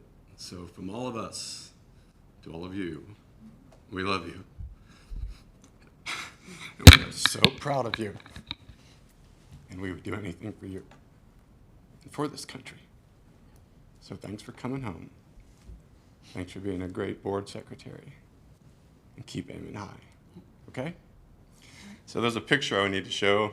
We'll be down here in just a second. Can we put that picture up, please? I ordered I think it's going to come up. From Amazon told me that was going to be here today. That's with Staff Sergeant Cox's rank on it. United States Air Force, proudly served. But it didn't arrive on time. But I do have a substitute hat for now that says USA on it. So take that for now. And then hopefully when that comes, I'll give it to you, okay? Oh. Keep aiming high. Thanks for support. Aim high, aim high. And Mr. Clark, if I didn't say it, he grew up in an Air Force family, so it's all good. Good job. That's all I have to say about that. I followed the rule, no crying. I can't, yeah, I'm not going to be on the, how am I supposed to follow that with anything? Other than saying thank you to the staff. I'm not going to go into everything, but as you stated, Mr. Jensen, a lot of things are going on in our district and our calendars are very full.